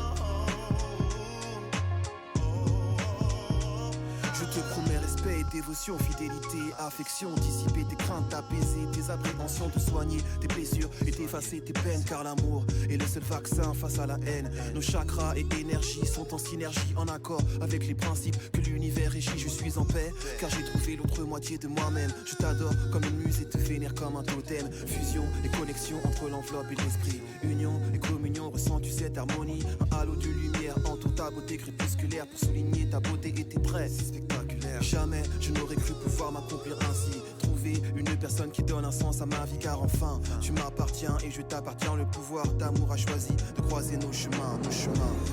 Yeah. Le pouvoir de l'amour est plus fort que l'amour du pouvoir, du pouvoir, du pouvoir.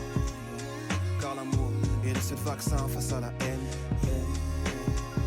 Le pouvoir de l'amour